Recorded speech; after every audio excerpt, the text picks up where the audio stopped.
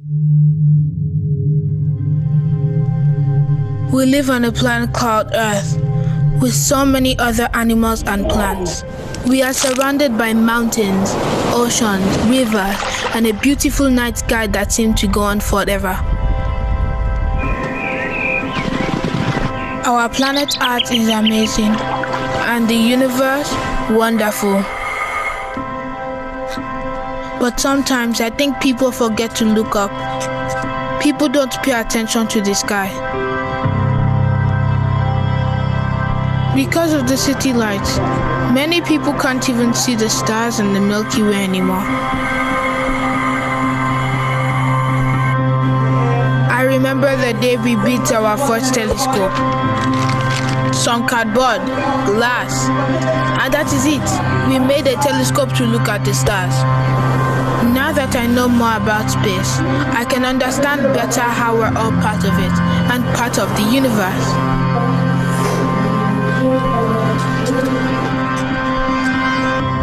Did you know that we are made of stardust? The calcium in our teeth, the iron in our blood, or the carbon in our breakfast all came from the insides of collapsing stars. We learned that in space, we become taller. When we look up, it seems like we're at the center of the universe. But when we see our Earth from far away, it looks tiny and very different. We become just one little dot surrounded by empty space. But there are more stars in the universe than grains of sand in all the beaches of the world. Can you believe it? Every little town, city, country, and all the grown-ups and all the children like me around the world fit in this tiny dot. Maybe if we looked into the sky more often, all the children of the world would feel closer to each other and would understand that we all share the same planet, the same home.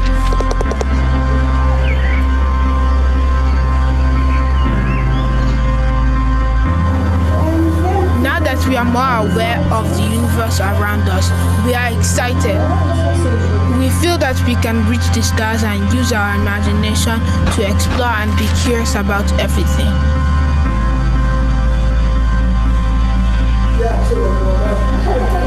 Perhaps together we can get everyone to pay more attention to the stars, the sky, and our place in the universe, and protect our fragile home, planet Earth.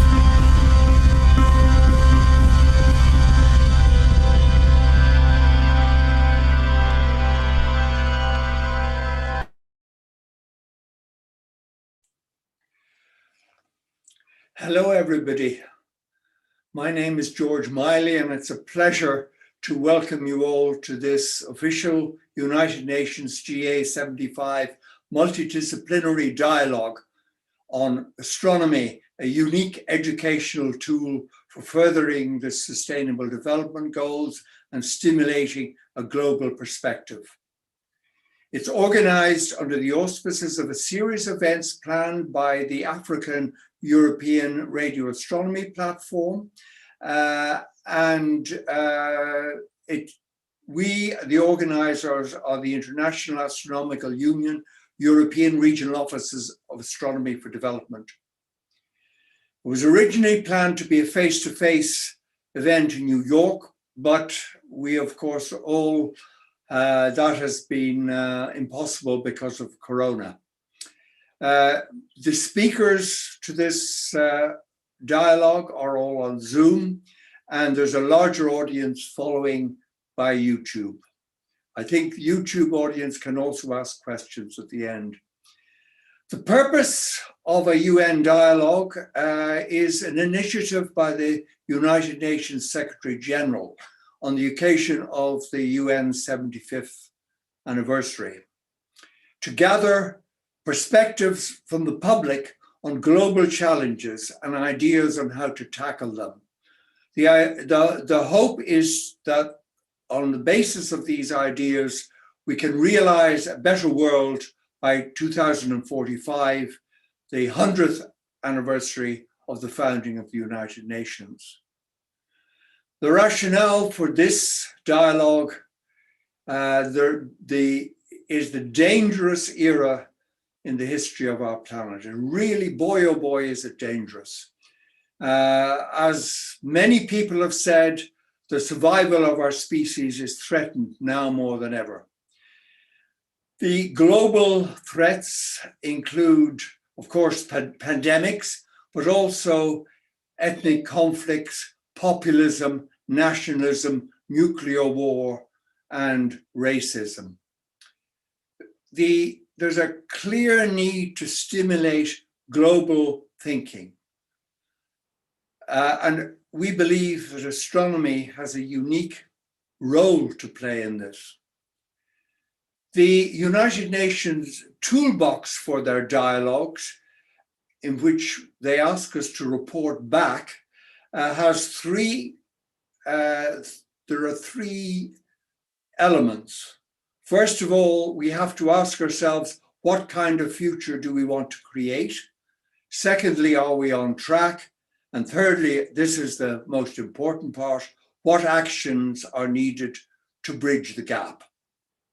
I think we have a really outstanding program and great speakers, many of whom are friends. And I want to thank Pedro and Michela, my co-organizers, for making it all possible. At the end, Pedro will moderate a short discussion. I hope that everything will go well, but at these sort of virtual meetings, you never can tell. The first speaker is a pre-recorded one, and we're really honored to have Naledi Pandor, who is the Foreign Minister of South Africa and has accepted our invitation to give a keynote address. Minister Pandor is a remarkable lady. During her early life in the era of apartheid, she taught at several schools, both in the United Kingdom and in Botswana. She was South African Minister of Education from 2004 to 2009, and she then became Minister of Science and Technology until 2019. She was a strong supporter of astronomy as a tool for international development. In 2018, she accepted honorary Oort Professorship of Astronomy for Development here at Leiden, and she has had several honorary doctorates, including one from my alma mater in University College Dublin. Since 2019, she became South African Minister of International Relations and Cooperation. And so I now ask Minister Pandor to give her keynote address.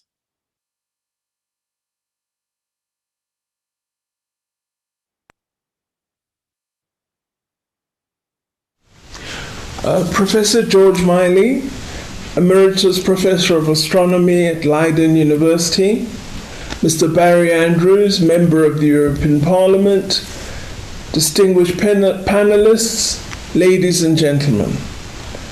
It's indeed a great pleasure for me to address you at this very important side event organized on the occasion of the 75th session of the United Nations General Assembly.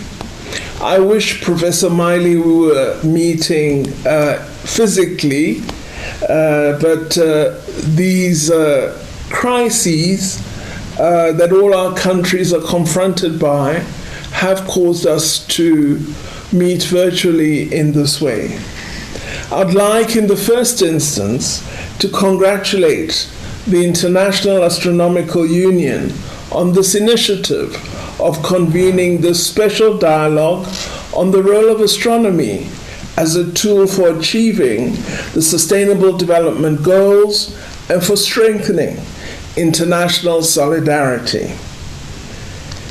These are core themes of the policies and priorities of the South African government.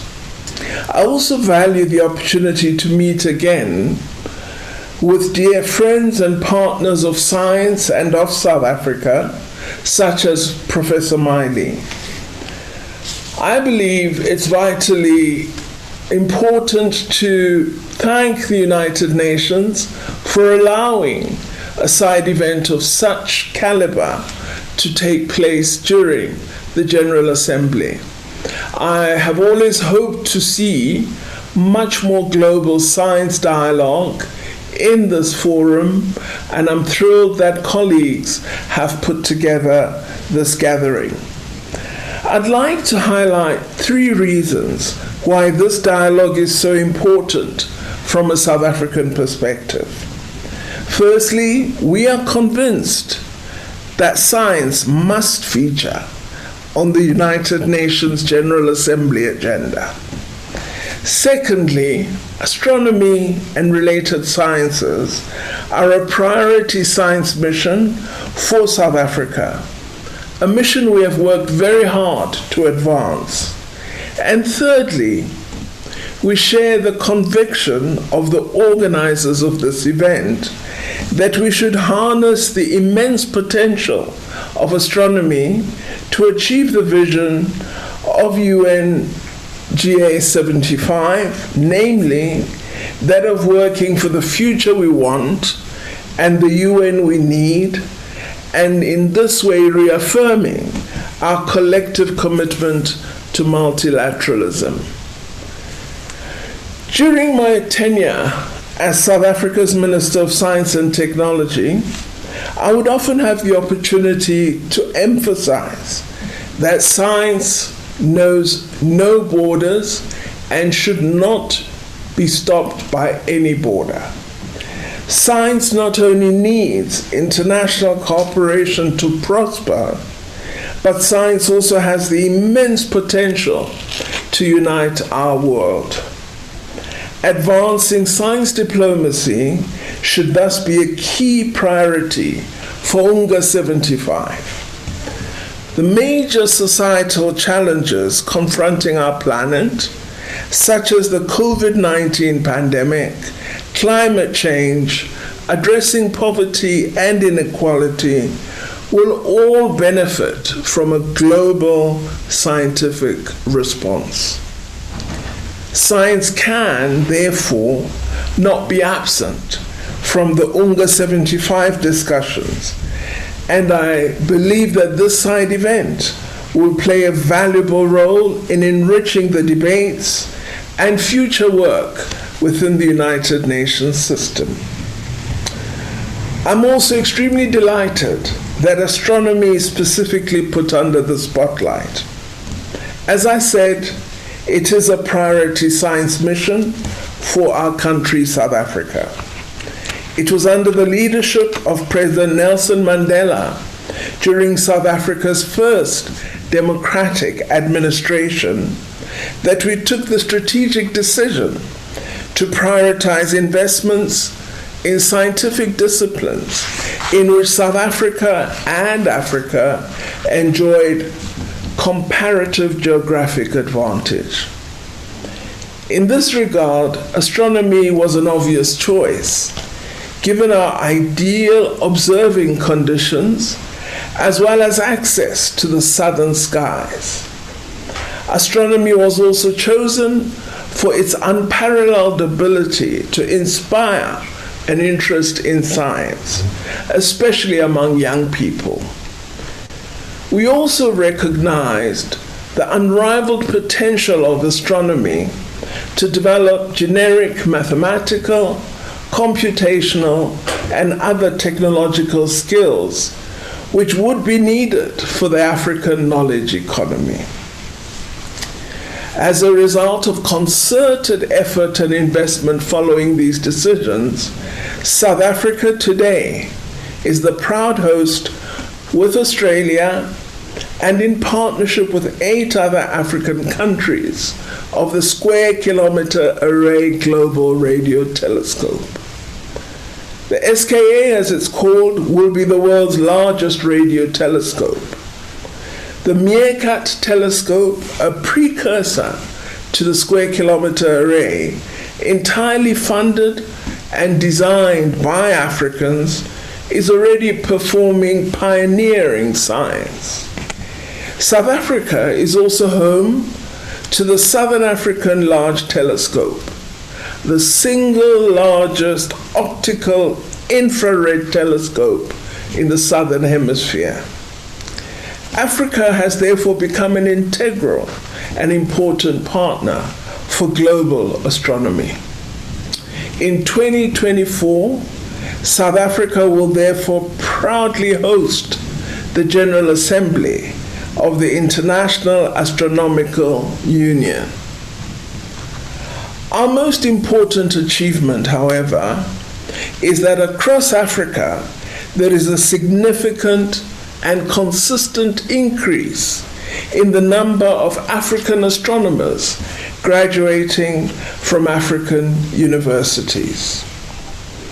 We actually have no hesitation in holding the view that Nobel Prize-winning science will be done with the Square Kilometre Array telescope in Africa, that there will be discoveries to which our next generation of African scientists will make critical contributions.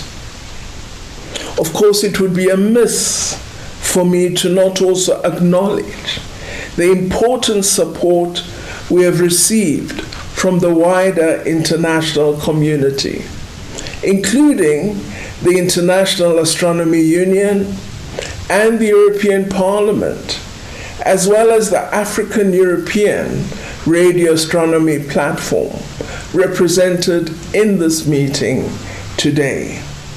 Indeed, the Square Kilometre Array and our astronomy experience has been a truly multilateral collaboration and global in science character. Let me conclude by saying, as we work towards the future we want and the United Nations we want, I would like to submit that astronomy can inspire and guide our efforts. Yes, Africa should invest in science responding to societal scourges, such as, for example, infectious diseases such as confront us today, such as hunger. And we are indeed making those investments and building excellent science in response to these. But Africa should also invest in astronomy, because an Africa engaged with cutting-edge frontier science, playing its part in expanding the frontiers of knowledge, not only fills our continent with pride, but also inspires optimism and hope, particularly among young scientists. These are precious commodities that I know all our nations want to nurture. The international astronomy community has a proud record of working together across borders, sharing resources, experience and expertise, infrastructure and data. These are principles and modalities which are also crucial for the success of the work of the United Nations. As current chair of the African Union, South Africa's president, our president, Mr. Cyril Ramaphosa, is working tirelessly to reinforce multilateralism. President Ramaphosa is a great supporter of science and astronomy and the Square Kilometre Array Telescope project. I have no doubt that he will appreciate and support your efforts to highlight and to use astronomy as a tool to bring our world together at a time when there are many in the world who seek to divide us and to entrench divisions.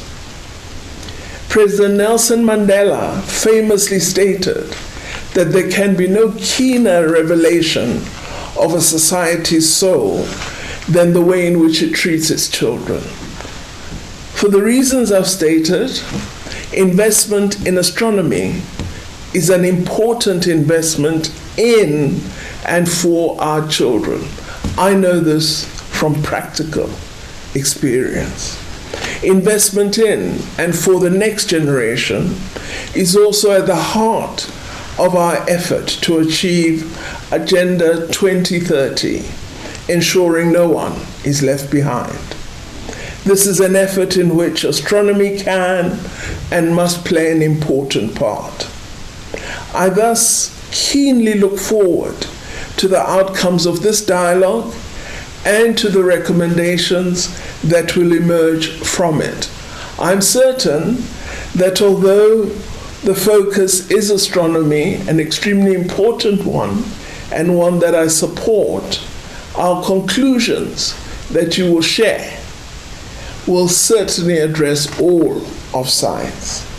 You can count on the support of South Africa in advancing the goals that will emerge from the side meeting. Thank you very much, and I wish you an excellent meeting. Thank you very much, Minister Pandor. My view, we need more world leaders of her caliber. The next item is a message from a member of the European Parliament, Barry Andrews. Although he is a new member of the European Parliament, his background is very relevant to the topic of this dialogue. He is a member of the European Parliamentary Delegations for Relations with South Africa. He's also on the Committee for International Trade.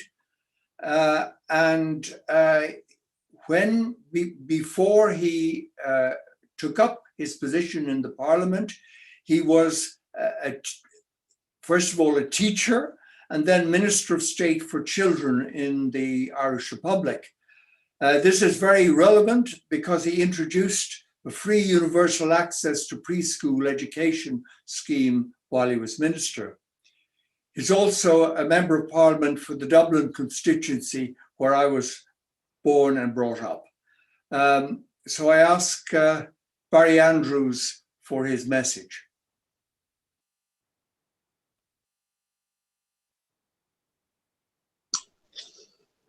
Hello, and delighted to join you today, guests and panelists, Minister Pandor. It is a pleasure to be addressing this virtual dialogue as we celebrate the 75th anniversary of the United Nations and our continued pursuit of the United Nations Sustainable Development Goals.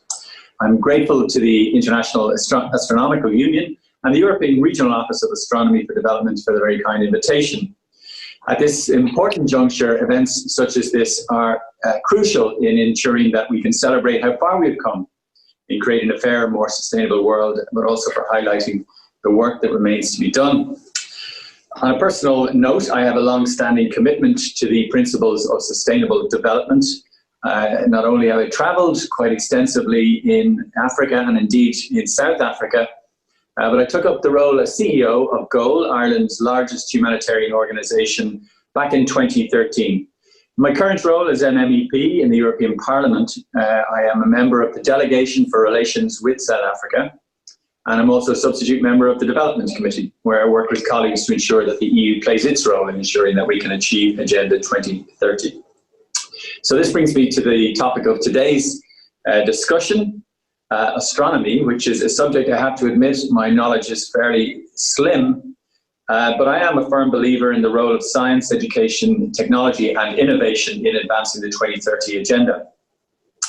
It is only through accessible and equitable education, particularly in the STEM subjects of science, technology, engineering and mathematics, that the foundations can truly be laid for sustainable development. By harnessing an interest and engagement with science from an early age, we can equip young people with the skills necessary to participate in an increasingly competitive and digital labour market. This is something that the President of the European Commission, Ursula von der Leyen, addressed in her political guidelines, which emphasised the need for the EU's development cooperation to focus on improving the perspectives of young people, particularly young women, by investing in their education and skills. This is even more important given the growing young population in many developing countries, particularly in Africa. As many of you will know, the EU's new Horizon programme will be launched next year in 2021. This is the EU's flagship programme for science and innovation, both within the EU and with partner countries. The new Horizon programme contains a renewed commitment to ensuring greater research and funding opportunities for low to middle income countries, and this should be welcomed. However, the budget for Horizon Europe is under pressure as part of the negotiations for the EU's long-term budget, which begins on the 1st of January 2021. EU leaders proposed a budget allocation of just under €90 billion for the Horizon Europe programme, which is significantly less than the €120 billion budget supported by the European Parliament. So the European Parliament and my political group, Renew Europe, are working hard to reverse these cuts and to secure a top-up for Horizon Europe under the Recovery Fund. I believe that ensuring sufficient funding for Horizon Europe will be crucial for ensuring a science and innovation-based recovery from the COVID-19 pandemic in Europe, but also for supporting the EU's promotion of science and education in the world as part of its broader development efforts. I hope that the upcoming EU-Africa strategy, which is sadly being postponed until 2021, will contain a strong chapter on enhancing opportunities for education, research and innovation. And you will note that the President of the Commission, Ursula von der Leyen, paid 2 visits to the African Union in the first 100 days of her term as President.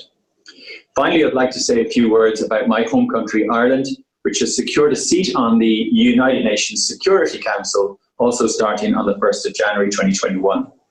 Ireland has a strong history of support for sustainable development and access to education through the work of its NGOs, like the one that I worked for, GOAL, and through church missionary organisations, and more recently through its government, Irish Aid.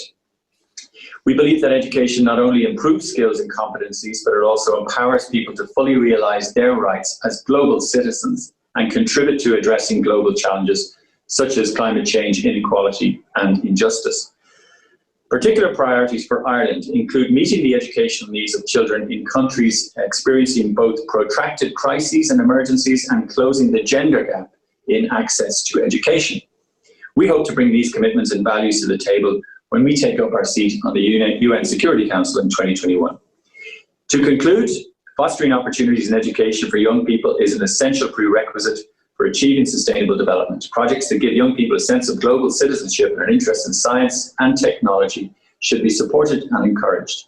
With those few words, I hope you have a very successful and useful dialogue over the day, and I very much am grateful for the opportunity to address you today. Thank you. Thank you very much, Mr. Andrews. The last part of this first section of the dialogue is a message from Declan Kiran. Declan is coordinator of the EU-Africa Radio Astronomy platform, and during the past several years he's been an outstanding ambassador in Brussels for African radio astronomy and science and technology. He is managing director of ISC Intelligence and Science, which is a Brussels-based science, technology, and public affairs firm. And as I said in the beginning, this dialogue is being organized under the auspices of ARAP. So I ask Declan to say a few words. Good afternoon, George. Thank you very much, and congratulations on you hosting this important dialogue. Really, a lot's been said, so I won't detain you. I suppose just one key point following the two speakers. The UN is placing much emphasis on its key report from last year entitled The Age of Digital Interdependence, which pretty much is aimed at what it sounds like from the title. And this report comes now with a roadmap for implementation. And with that in mind, perhaps one thing you might want to consider this afternoon is how your discussion and activities can contribute to this roadmap, specifically linking your capabilities to the objectives of the SDGs. And I think this is a very important narrative and one where science can play a greater role. And as you alluded to, the discussions we're having this week as part of ScienceDigital at UNGA75 is designed to raise the awareness of the role and contribution of science to the SDGs. And certainly when I discussed with him, the Secretary General was of the view that science can have a greater profile. So really, again, wishing you the very best for your discussions this afternoon, and in tandem with Minister Pandor, I'd very much look forward to your summary outcomes and see how we can work under the EROP umbrella to advance them. But I would encourage you to look for synergies between what Europe wants to do in the Framework Programme for Research and Development and what the UN wants to do through the Roadmap for Digital Cooperation. And I feel there's much scope for synergy. And again, reflecting what Barry said about the commitment to alignment by the European Union of the EU semester with the SDGs. So I will leave you with that note and wish you every success for what I'm sure will be a very stimulating and fruitful discussion. And as I said, I look forward to the outcomes in tandem with the other outcomes from a range of meetings that are taking place this week. Currently, as we speak, there's a meeting dealing with assistive technologies for people with intellectual disabilities, and we're looking at how they can impact the delivery of the SDGs. And we were having another discussion on biodiversity in the guise of the European ERIC Research Infrastructure LifeWatch based in Seville. Again, a hugely important instrument from the point of view of data-enabled science. So having said that, George, I wish you every best wish and look forward to continued discussions. Thank you very much and have a very productive afternoon. Thank you, George.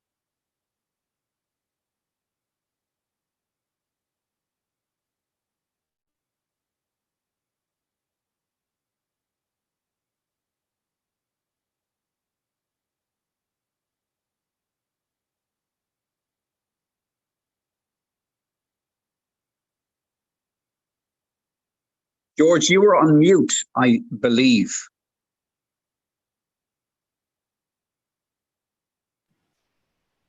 George, you are still on mute. You have to unmute your microphone.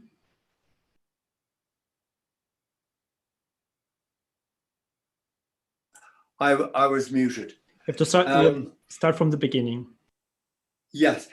So I wanted to thank you again, Declan, and mention that there was tomorrow also a meeting on the Square Kilometre Array under the auspices of the organization that you mentioned at 12 o'clock.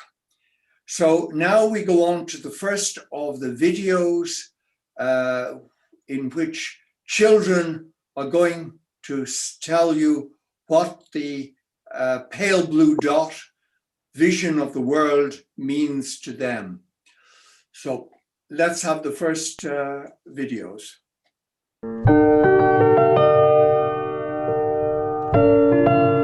地球はシャボン玉、一度壊れたら戻らない。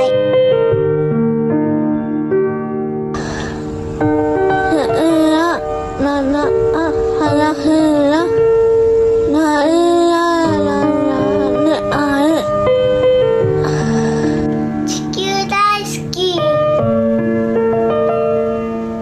星は力になること。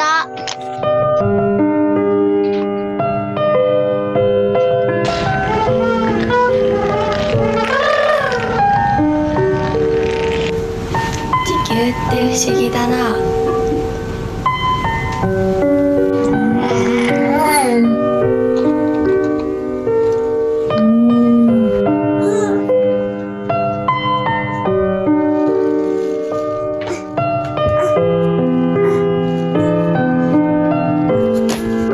みんなが一緒ってこと。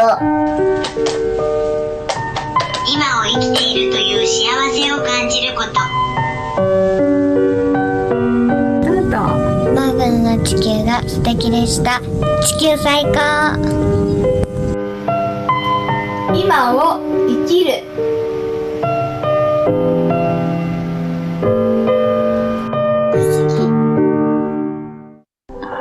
Consider again that dot.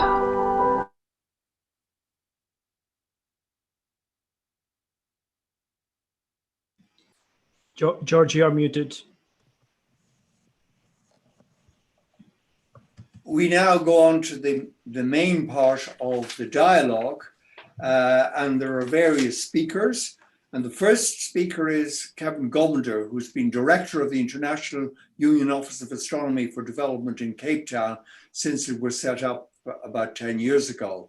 He also was awarded the Edinburgh Medal in 2016 for this work. So he's going to give you some background into what Astronomy for Development is all about. Over to you, Kevin. Thank you very much, George, and thank you to the organizers of this meeting.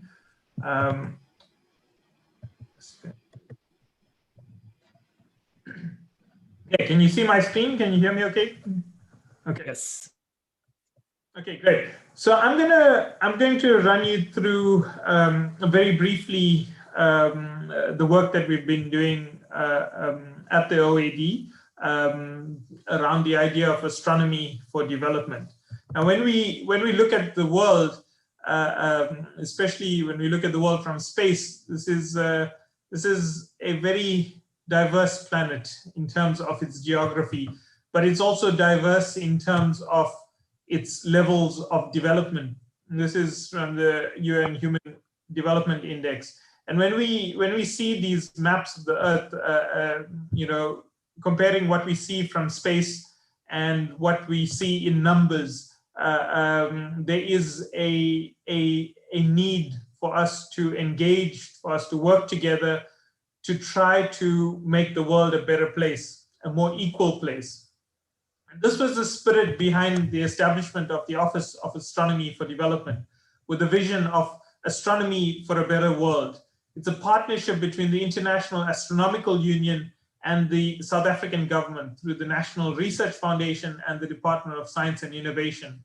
And the spirit is that astronomy is a field that links into various different areas, from the technology and skills that we use in astronomy, to the connections to different sciences and research, to the deep cultural connections that astronomy has with societies all around the world. And our mandate, our challenge at the Office of Astronomy for Development was to take these different aspects of astronomy and try to have it impact positively on the world. And how do we measure a positive impact? What do we mean by development? Well, we chose the Sustainable Development Goals in 2015, the successor to the Millennium Development Goals, as the closest we can get to a universal definition of development, or where we want the world to be. And so we took astronomy and we looked at what ways astronomy could impact on these SDGs. And there are many projects that have been implemented around the world, from astrotourism to capacity building workshops, even using astronomy for diplomacy.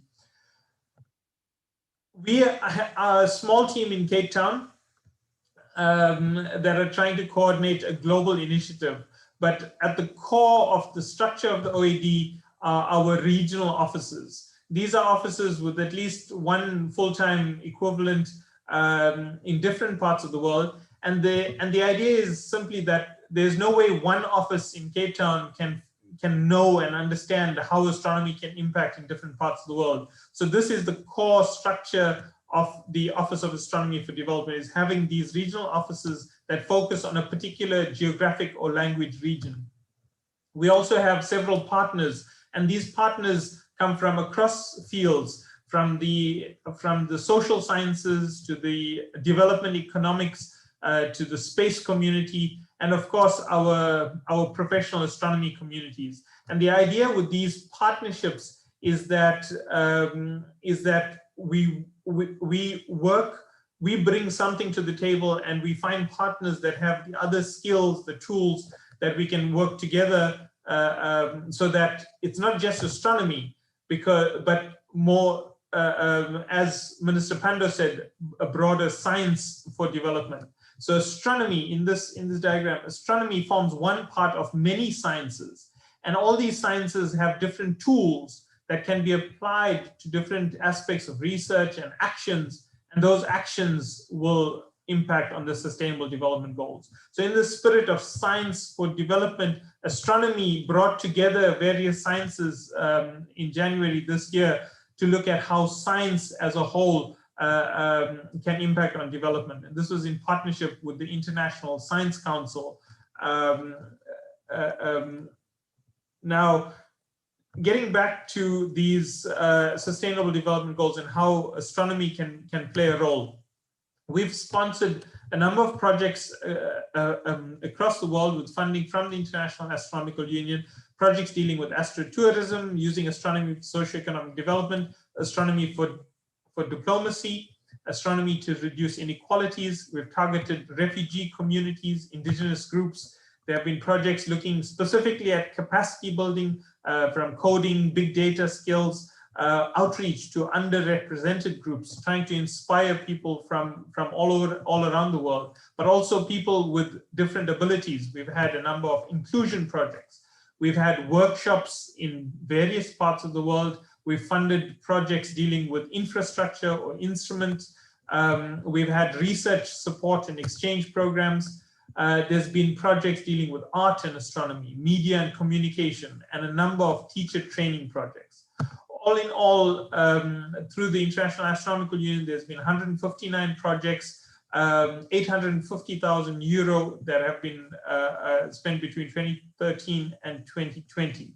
Now, these projects are spread all across the world, and the idea is that these are seed projects that will impact on SDGs. Which were the SDGs that were mainly impacted? There were several of them, but you'll see that in terms of numbers, by far the SDG impacted the most was in terms of quality education. And this is because of astronomy's ability to inspire and to stimulate that STEM education and young people getting into science and technology, but also having a global perspective. Now, these projects also they develop a number of resources, a number of tools. And so on the OED website, we consolidate all these resources. There's a resource database where all projects can build on other projects that have come before them. There's also an online course for about what is astronomy for development. How can we develop a project if you have an idea regarding astronomy for development? We've also done an initial survey of the impact that these projects have had over the years. Now, what are the lessons that we learned from all these projects? So we undertook an exercise a few years back where we looked at what are, from all these seed projects, what are the areas that we know are worth expanding. And from that, we've come up with flagship projects. And these flagship projects are activities that we want to actively fundraise for and implement across all our regional offices. The 3 projects we're focusing on is on knowledge and skills for astronomy, like data science, training, schools, stimulating economies, astrotourism, building observatories for communities, and science diplomacy in terms of peace, post-conflict regions. Now, in this image, in this image of the world where we look at the Human Development Index, we have been shaken recently with this global pandemic, which has almost turned the world around. Countries that we thought were wealthy, well off, are now seem to be suffering, in some cases, the worst from this pandemic. And so as this global challenge hit us, the OED quickly reacted with our sister offices in other parts of the world, and several activities were undertaken. one of the main ones that I'll focus on is an extraordinary call for proposals, which we did on a very rapid timescale and sponsored 43 projects around the world that use astronomy in some way, the networks, the tools to impact, to try to alleviate the effects of the pandemic. And this ranged from hygiene support at refugee camps, online learning and teaching, using art and astronomy to inspire people that were under lockdown, to using astronomy, doing astronomy from archival data, COVID-19 data analysis. And these projects have shown how astronomers can quickly turn their skills to tackling big issues like the COVID-19 pandemic. And so I'll end by saying, you know, when we do look at this Earth from space, let us never forget that there is a huge diversity of skills and needs and people around the world. And if we want to make the world a better place, we need to inspire people across the world. And astronomy is that tool that can do this. Because after all, when we look at the world from space, from far, far away, we see it only as a pale blue dot, as Carl Sagan said.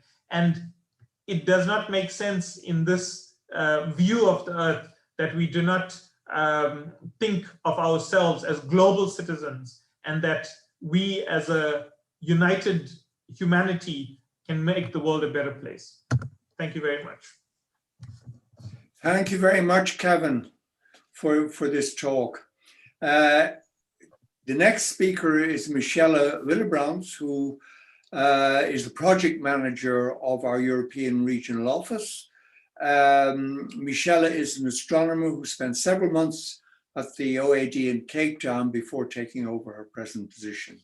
Michelle, it's all yours. Thank you very much, George.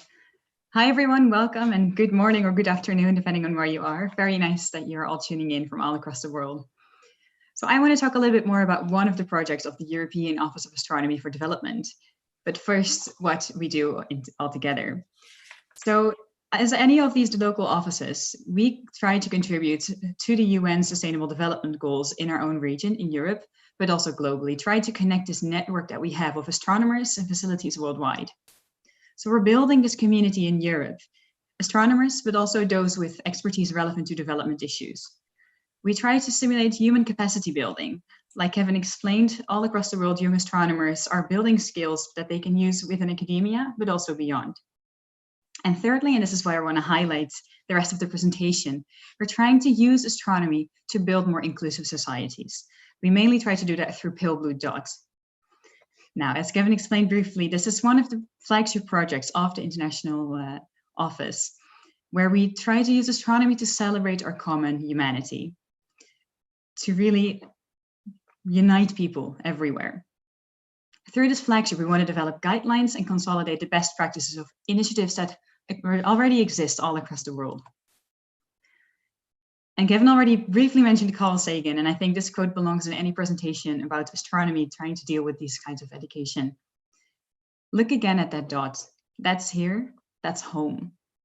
To me, it underscores our responsibility to deal more kindly with one another and to preserve and cherish the pale blue dot, the only home we've ever known.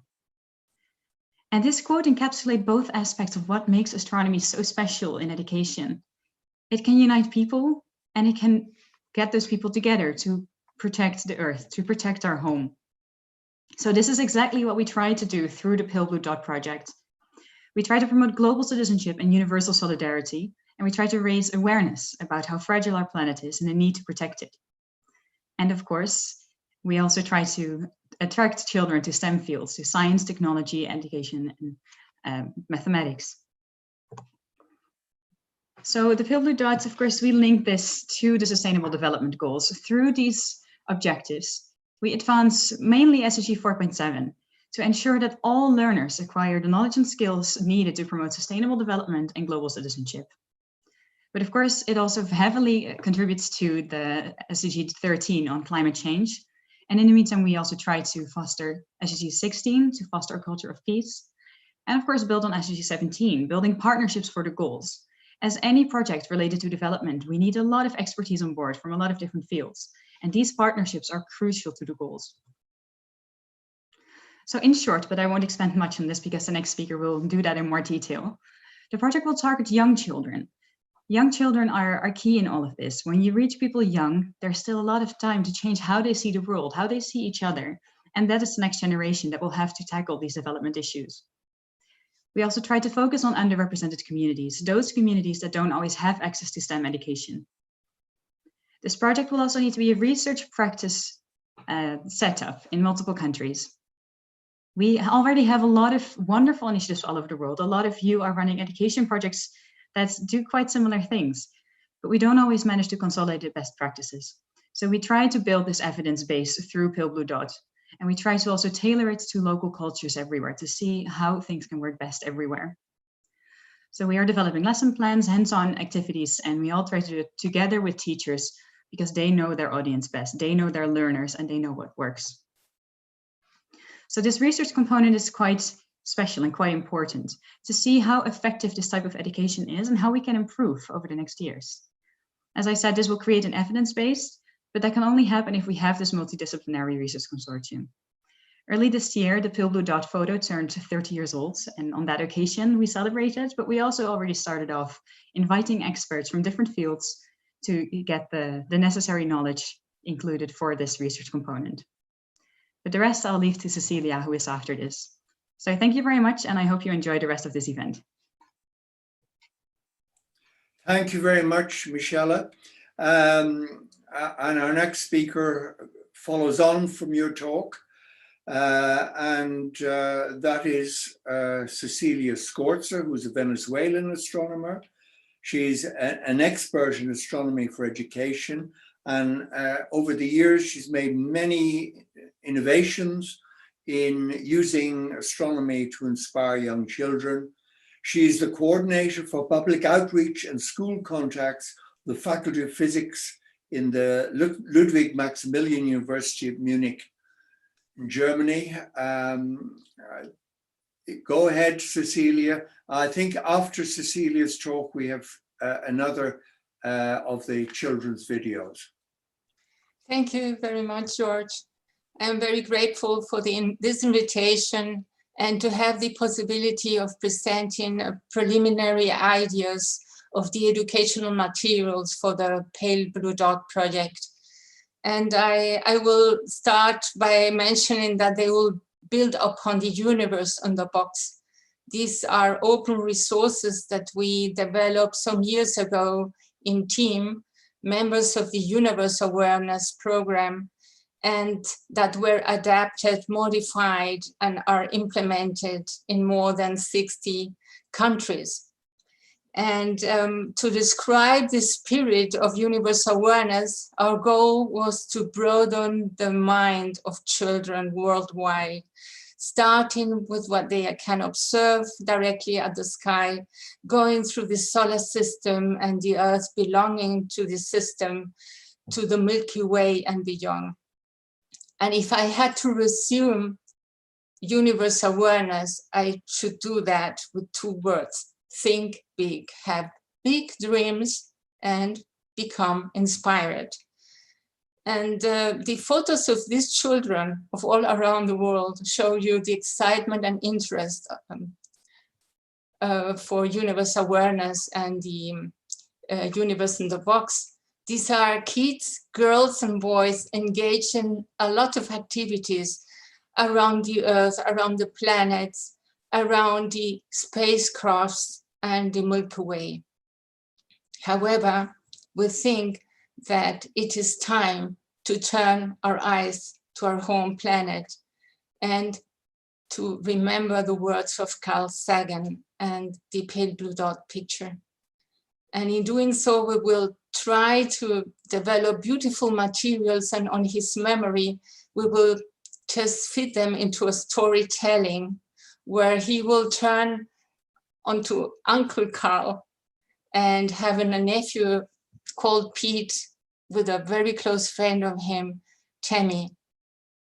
And we will deliver all the contents via storytelling. Why storytelling?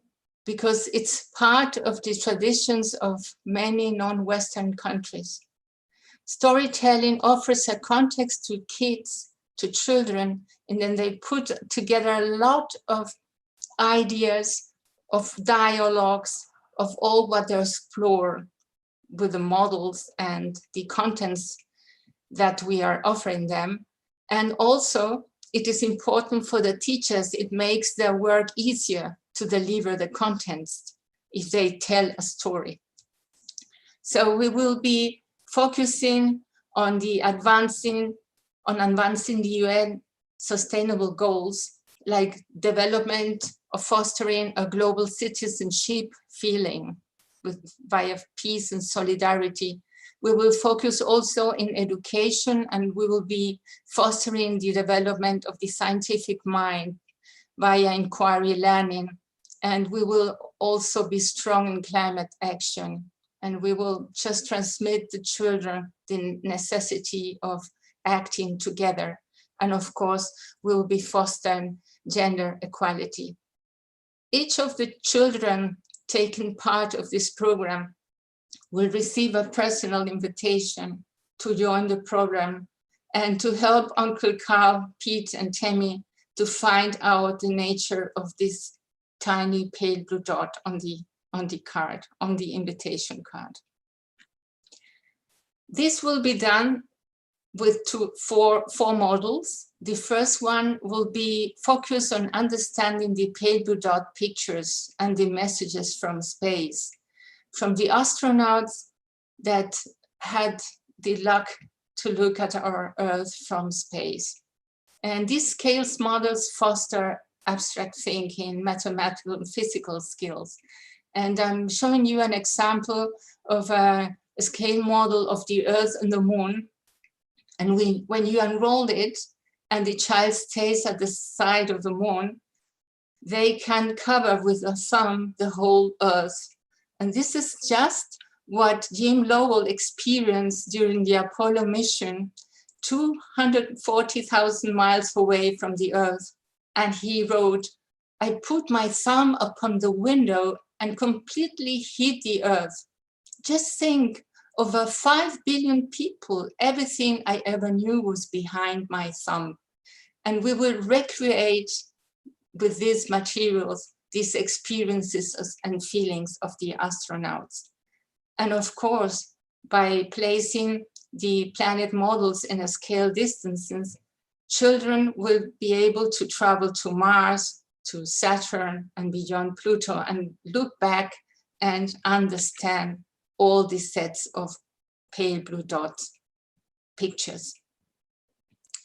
But then I particularly think that children will need to hear a story, the story of the formation and evolution of our planet, of how unique is the Earth.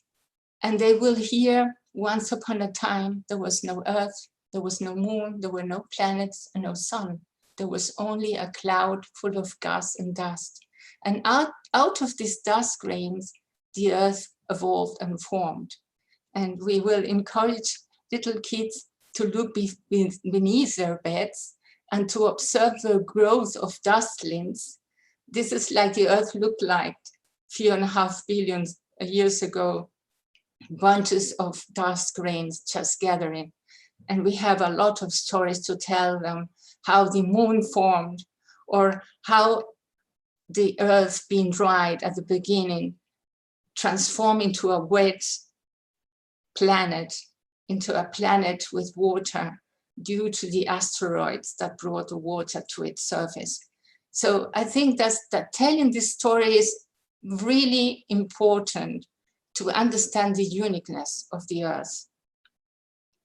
And the other information that should reach all children of the world is about global warming.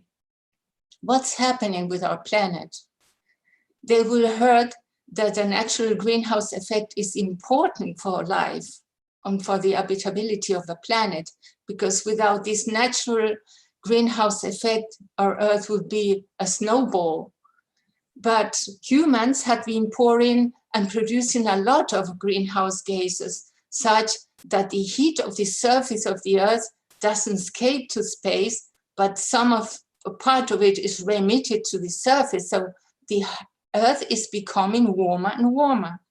And we are preparing a lot of experiments where the kids will see the melting of ice on continents, on the water, and can experience directly the albedo effect, how important are white surfaces for a planet by introducing digital thermometers onto wooden molds of the Earth. And of course, we have to deal with pollution, with plastic and waste. Now, at the Faculty of Physics of the LMU, we had developed a kit for the secondary school with a lot of experiments, and we will adapt part of these experiments for the pale blue dot, and we will test them very soon under the frame of a pilot test project. This graphic that I'm showing you now is for adults. Yeah, it's not meant for children. It represents the Earth system stewardship. This is our situation now. The need to stabilize the Earth. We should be acting as soon as possible.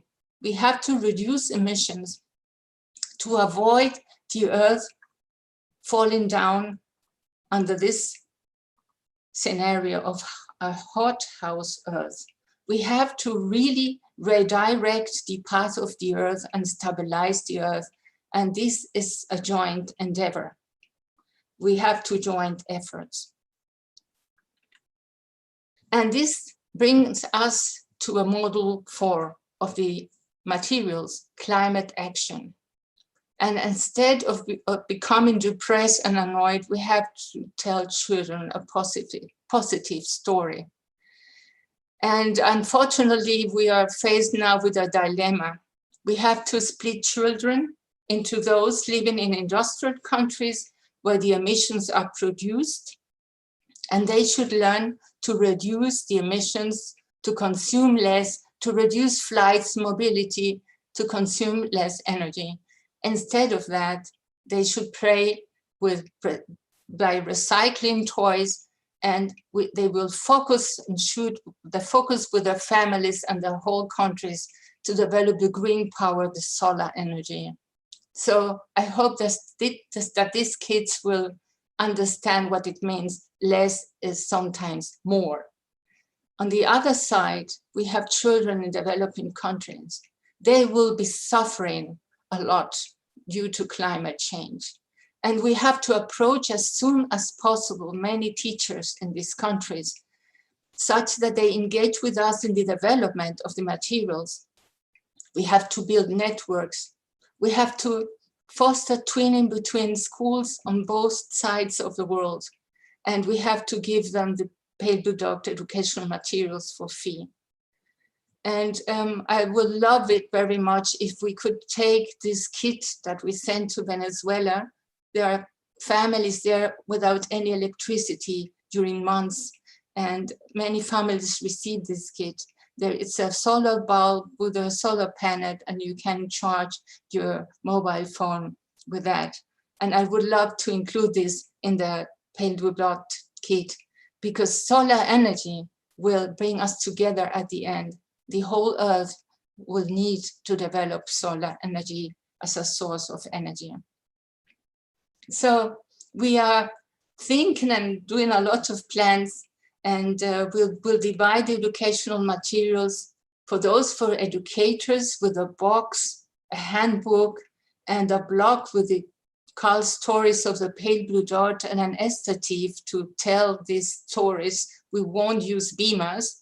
We will really try to connect to the old traditions on sitting on the floor and hearing a nice story.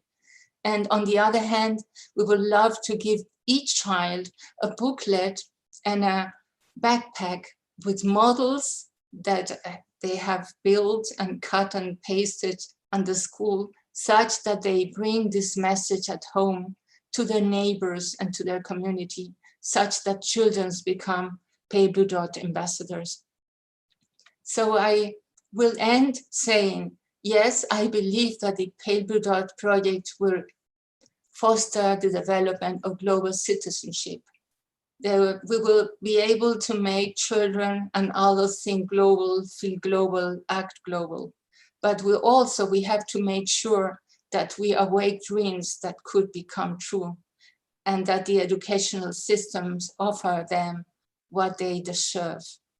I want to thank at the end the Munich Re Foundation, because they had given us money or support for the SID funding of the SID programs.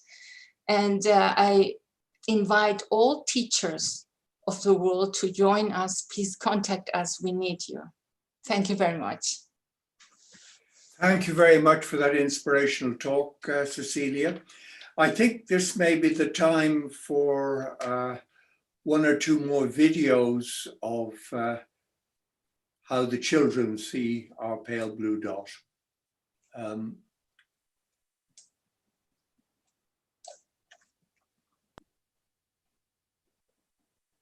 Consider again that dot. That's here. That's home. That's us. It really gets you like thinking and stuff. Yeah, and that makes you think like, yeah. It's really cool. I thought it was really good. Yeah, it was mind-blowing. Yeah, that like there's like a billion galaxies. It was kind of confusing, but some of it made sense. Like sometimes you don't even realize that we just all like millions of people live in just one little dot. I think that like if we all live on the same earth, then we are like all the same, really. Yeah. You know, like it's just about like it kind of the most ways that we are different is like the inside, but like we're all like human and we all live on like the earth, so yeah, I don't know, we all live in the same solar system. Yeah, we're practically all the same, really. We're all humans. Like in Africa, and Africa's like really big, and it's like on that one tiny dot. So if you imagine like when you go over to like China and stuff, it's like massive there, okay? And then it, like from the solar system, it's like tiny. You can barely even see it. And it shows like that we really need to protect our planet because you know it's our home and we have like no plan B. When you think about it, we're like, I don't really like get why people start wars when we're all the same. You know, we all live on one dot and it's all our home, so. Yeah.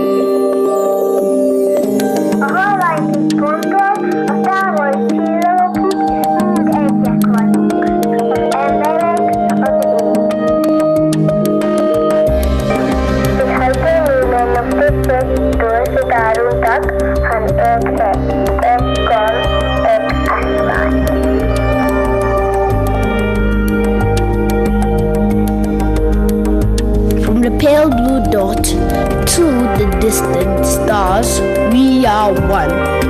One people, one sky.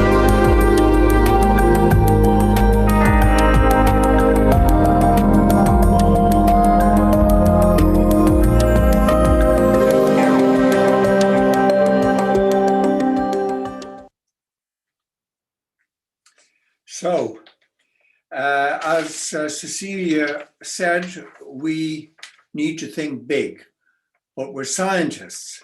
And so I think it's extremely important that when we do projects like Universe Awareness and Pale Blue Dot, international projects targeting young children throughout the world, that we try and test the effectivity of such projects. And of course, to do that, you need long-term tracing of what happens to the children that are exposed to pale blue dot. And one of the classic project that did this sort of thing was by Nobel Prize winner economist James Heckman and his Perry preschool projects. And I've asked Orla Doyle, who's Associate Professor of Economics at University College Dublin, and wrote a paper on early childhood with James Heckman to give us her thoughts.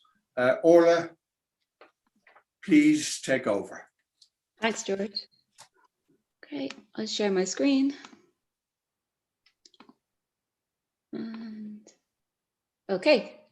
Well, hello everyone, and thank you, George. As George said, I'm an associate professor in the UCD School of Economics, and it's my pleasure to talk to you today at this really important event. So the following quote, I think, nicely summarizes what I want to talk about today. An ounce of prevention is worth a pound of cure. And my research is on the economics of human development, which is very much about looking at how if we invest in early childhood, then this will have a positive impact, not only for the individual child, but also for the rest of society as well. So why should we focus on early childhood? Well, it's because when children are at their most receptive stage of development, not only physically and cognitively, but also socially, emotionally, and behaviorally. And according to Jack Shonkoff, it really is, the healthy development of all children benefits all of society by providing a solid foundation for economic productivity, responsible citizenship, and lifelong physical and mental health. And so the area that I work on is the economics of human development. And this is a relatively new field in economics that emerged about 10, 15 years ago. And it very much focuses on the role of the early environment on children's success later in life. And as George mentioned, it's really been pioneered by Professor James Heckman, who's a Nobel laureate at the University of Chicago. And what I'd like to do now is just talk about 6 parts of this theory that might be relevant for your discussion today. And the first of that is that the early environment that we are born into plays a very important role in developing our early human capital, or our early skills.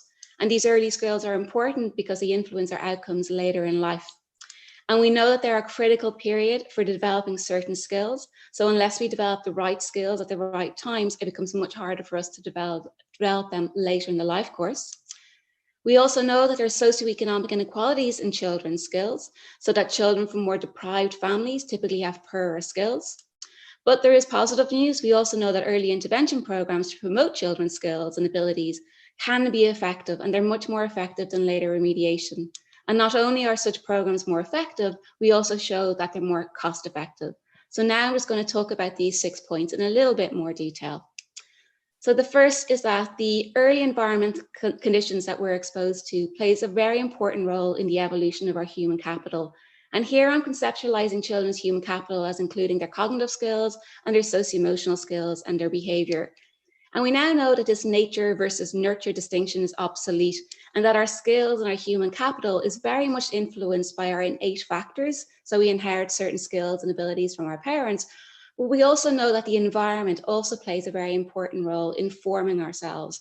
And both the pre and the postnatal environment is important. So we know, for example, that maternal behavior during pregnancy has long-term impacts on children's neurological development. But we also know that the quality of the home environment, the amount of material resources available in the home or in school, and the quality of parenting skills also plays a critical role in influencing children's skills. And these skills are important because, as I said, they influence where we end up later in life. We have a lot of evidence now that shows that if children have poor cognitive skills early in childhood, they're more likely to have poor academic achievement and more likely to drop out from school. They may also experience more unemployment in adulthood and financial hardship, and they may have more adverse mental health as well. But our socio-emotional skills are another key component of our human capital that influences who we are and how we behave. And again, a number of studies have shown that children who have poor socio-emotional skills early in childhood tend to have more behavioral problems in youth delinquency and adolescence. They also tend to have more suffer from substance abuse and academic failure. And we know from developing neuroscience that our brains are much more malleable early in the life cycle, particularly between the ages of 0 and 3. And there's critical periods for the development of different skills. So in this diagram here, you can see that our sensory pathways form first, followed by our language skills, and followed by our higher cognitive functionings. And we now know that children's IQ and cognitive skills tend to become relatively stable before the age of 10. but children's socio-emotional skills are far more malleable into early adolescence and adulthood. Now, we know that the timing and sequencing of our brain development is largely genetic, but there is evidence from the field of epigenetics that shows that our early experiences can actually shape the strength of these circuits. So in this diagram here, I'm showing the prefrontal cortex and hippocampus of a child who's been exposed to toxic stress and a child who hasn't been exposed to toxic stress.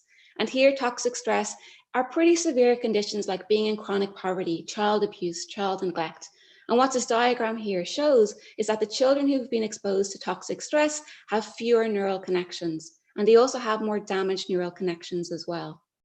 So research shows that being exposed to high levels of stress early in childhood can actually influence the architecture of our developing brain. We also, and this may be one of the reasons why we actually go on to observe the fact that there are socioeconomic inequalities in children's skills and abilities and human capital. And we know that children who come from backgrounds where there's lower levels of parental income, lower levels of parental education, they tend to have poorer skills. So they tend to have poorer cognitive skills, less developed social skills, and more emotional and behavioral problems on average. And this diagram just shows how early inequalities in children's skills and abilities actually begin. So it shows the number of words that a child can say across different social groups. And you can see that even by 24 months, we can see social inequalities in how many words a child can say. So if you look at 36 months, you can see that the line in red there is showing children from higher socioeconomic status households, they can say more than twice the amount of words of a child from a lower socioeconomic status household.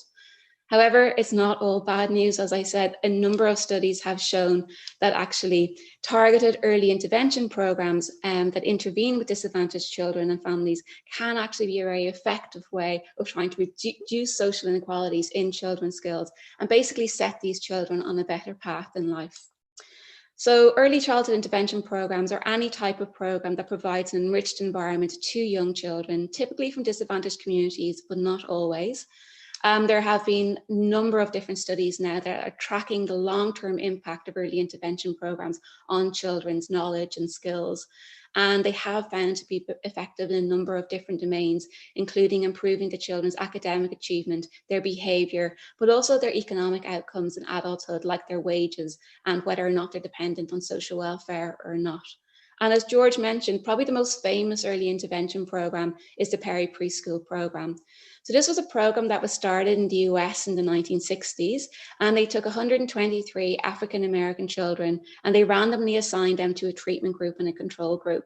And the treatment group received 2 years of high quality preschooling between the ages of 3 and 4. And what was unique about the peri-preschool program is that they continue to follow these children into adulthood. So that now these children or these adults, they're now about 50 years old. So they're able to look at the long-term impact of intervening early in life and trying to improve children's outcomes early in life. And I'm going to show you some of those results now. So this looks at the impact of the program on children's educational outcomes. So the pink bars are those who received the peri-preschool program, the blue bars are the control group. And you can see that the treatment group were less likely to be in special education. They were more likely to score in the top 10 percentile on their achievement scores at age 14, and they were more likely to graduate from high school on time. The program also had an impact on their economic outcomes when they were 40 years old. And again, remember, the only difference between the treatment group and the control group is that one of these groups received, if you like, substantial investment in their skills and abilities between the ages of 3 and 4. Apart from that, there's no differences across the two groups. So you can see that those who received the peri-preschool program were more likely to earn more than $20,000 per year. They were more likely to be employed at age 40, and they were more likely to have a savings account. The program also had an impact on criminal behavior. So the children who participated in the Peri program were less likely to have been arrested more than 5 times. They were less likely to be involved in violent crime, and they were less likely to be involved in drug crime. So these results have been replicated in a number of different early intervention programs and some more modern day ones as well. Obviously haven't followed the children for as long. But what it shows is that intervening early in life can actually improve the life outcomes of children. And not only are these interventions effective, but we've also shown that they're cost effective. So Heckman and a number of other colleagues have shown that well-designed early intervention programs have been found to generate a return to society ranging from anywhere between $2 and $17 for every dollar invested. And this diagram, or graph I'm showing you here, is known as the Heckman curve. So it plots the rate of return to investment at different stages of the life cycle. And it shows that for a constant level of investment, the returns are much higher during early childhood compared to later in childhood or adolescence or in adulthood. So intervening earlier is essentially more cost effective than intervening later. So my key message to you in the context of this meeting is that we know that brain development is more malleable early in life, and that skills beget skills, which means that children first have to learn the initial basic skills, and then this provides the foundation for them to develop more complex skills and understand more complex concepts. We also know that early intervention programs are more cost effective than later intervention programs, and that the benefits are much larger. And the benefits are much larger because we reap the return, because if we invest in early childhood, we reap the return over a much longer period. So to summarize, this means that improving children's knowledge of the pale blue dot in early childhood may provide them with the basis for developing more complex knowledge of the cosmic and global perspective right across the life cycle. Thank you. Thank you very much, Orla. It's fascinating. I think you've given us a lot of meat for the discussion. And now I think we go on to Pramana Pramadi, who's going to tell us about astronomy education for global citizenship in Indonesia. Pramana is Professor of Astrophysics from ITB, and she is the supervisor of the Bosphor Observatory Institute of Technology in Bandung, Indonesia. I don't know how late it is in Bandung now, Pramana, but thanks for coming and talking with us.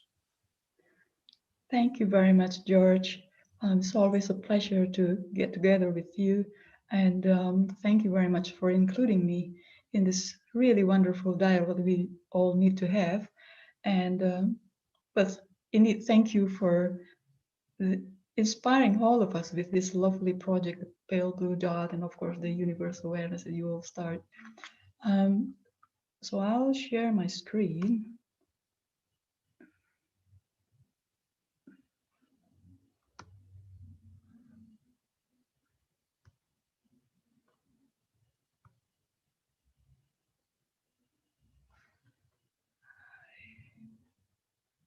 Right. Well, this girl really loves the Earth ball, and I think it's a reflection of her affection for the Earth, and it's something that we all like to see spreading in the mind of children all over the world.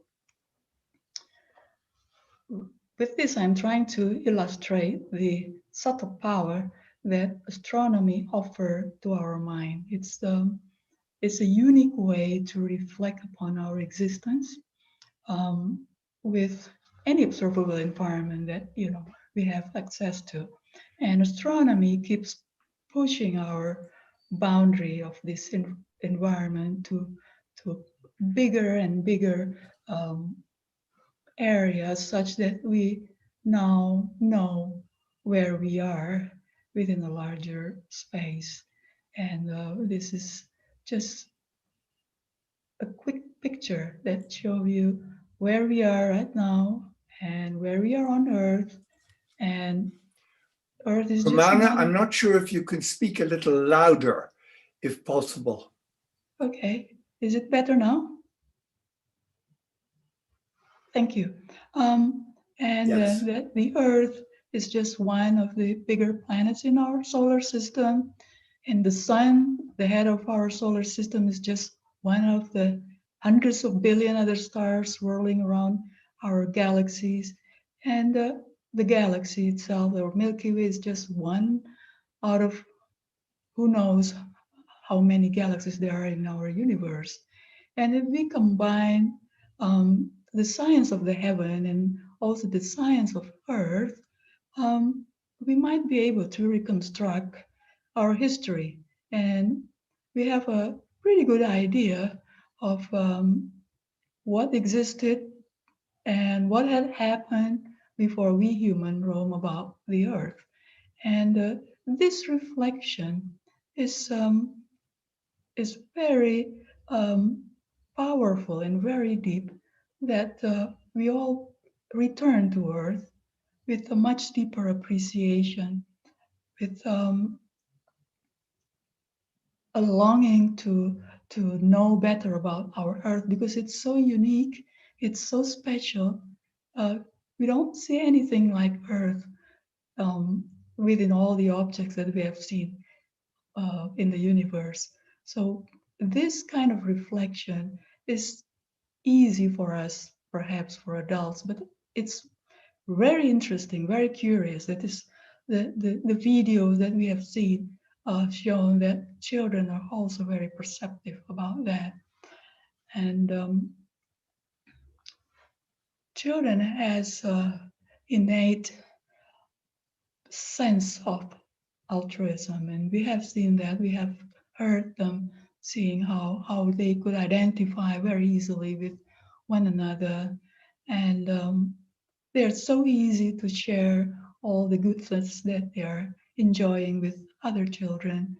And if they are introduced to astronomy early enough,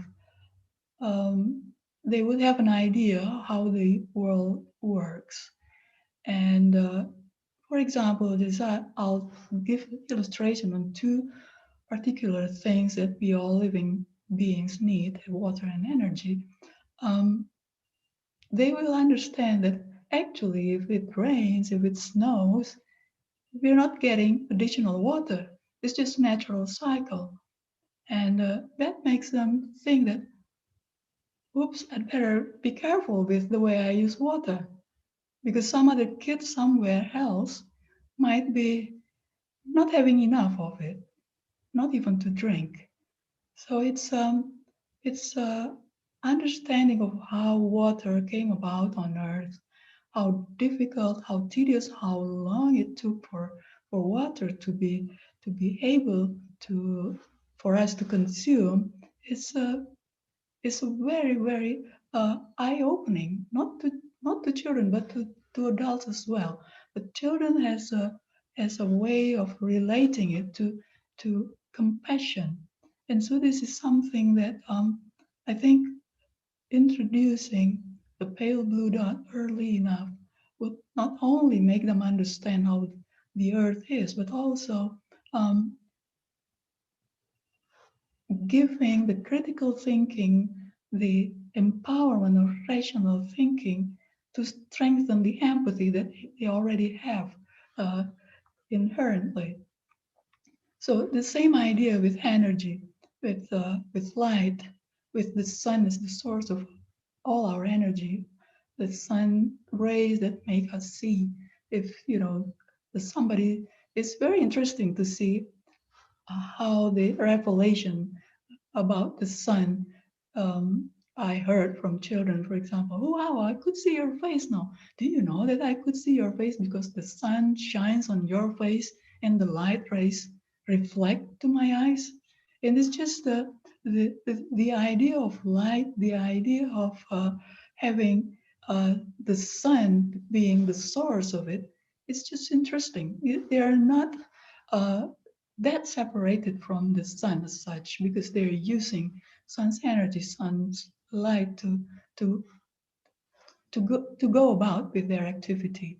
And these are just pictures of children enjoying the time they could see the sun directly, of course, with protection. But during the total solar eclipse, which is a very, very a special event, children could learn the idea of geometry, of mathematics, and even we heard that they're pretty amazed that, wow, those astronomers were pretty cool. They could predict the total solar eclipse down to the second. So they become quite interested in science. They trust science. That is a way of starting to learn about how Earth and Sun are connected to each other. and how we depend on them for our living. Well, another friend that we need to make children be familiar with, of course, the moon. We see the moon, and last Saturday was the International Observe the Moon Night, and many of us went out and to see the moon. And I think that's a really nice idea to be able to do that from time to time, because the moon has lots and lots of effect towards our way of life, in fact, to how we evolve as a living being, from timekeeping, from understanding the tide. At some point during the day, you could walk across that St. Michael Mount in Cornwall, and at the wrong time of the day, you need a boat to go there. And also the moon has a very special place for us to look back at us and to see the earth rise and such. Just like any other object that we see, is something which is not only empowering, but instill an idea how fragile at some point Earth is. It's just like any other object.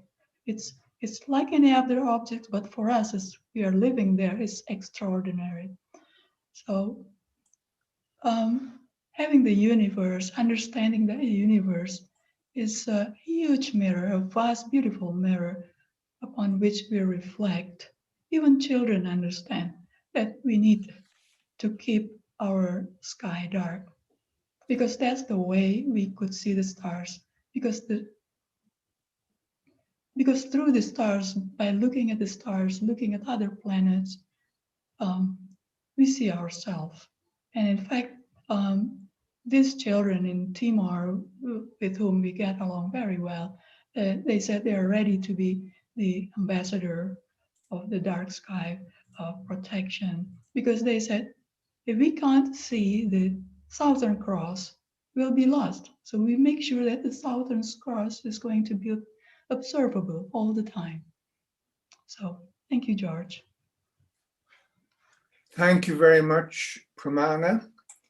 Our next talk is by Lydia Ruprecht, who's the from UNESCO.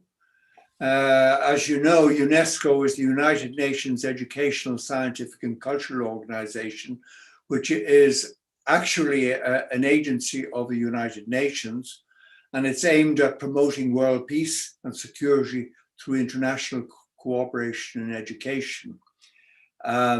Lydia is the team leader for the Global Citizen Education Program of UNESCO. She's also on the management team of the European Regional Office. I think her background is political sociology, social science, and particularly in issues such as gender equality. Lydia, you're going to tell us about the UNESCO Global Citizen Education Program and possibility that astronomy could play a role.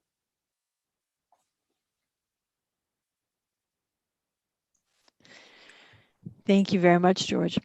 I would just like to start by adding my voice to those who spoke before me and thanking you and the organizers for organizing this panel and inviting UNESCO to be part of the discussion. It really is an honor and a pleasure to be here with you, and I learn every time I listen because astronomy is certainly not my field of study or work. As many of you know and just explained by George, UNESCO is actually the only United Nations organization with a broad mandate in the field of sciences and education, but also culture. And as such, we are, I believe, particularly attentive to the issues that we've been discussing so far, and we will be discussing further, that are at the intersection of our core fields of work. So indeed, UNESCO, since its inception after the Second World War, science education has been a priority for the organization, given our mandate, and because we fully understand that capacity in science and technology is a key element of economic and social development. But actually, I'm not here to praise the virtues of science education, I'm here to tell you why astronomy in particular and the cosmic perspective are so inspiring and offer an underexploited resource to promote deep and lasting peace in the world through education. And may also be an interesting force of innovation to improve the quality of education and to pushing it into the new frontiers of the future. So education is a fundamental human right, but also a precondition to one's ability to exercise many other rights, such as the right to organize, the right to participate in government, to freedom of thought and belief, the right to work, and many other rights. But education is also a powerful tool to build peace in the minds of men and women, as we say at UNESCO in our Constitution. But of course, not all education. We are very much aware in the organization that there are forms of education that unfortunately breed intolerance and discrimination and inequalities.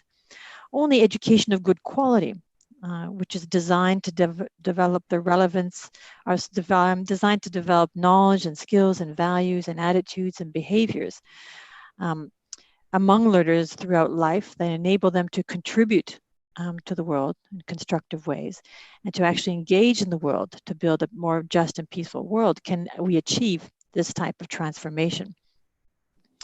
Now, this approach to education, which is of good quality and relevant, is captured in Target 4.7 of SDG 4 in education, which is our flagship goal and for which we are the leading agency. So this Target 4.7 within the goal